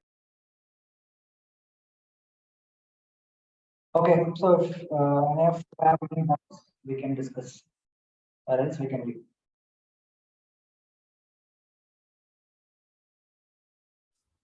Thanks, Harsha, for the insightful session. I have to leave now. Okay. If there is any query, I'll mail you. Yeah, I will just give my ID again. Yeah.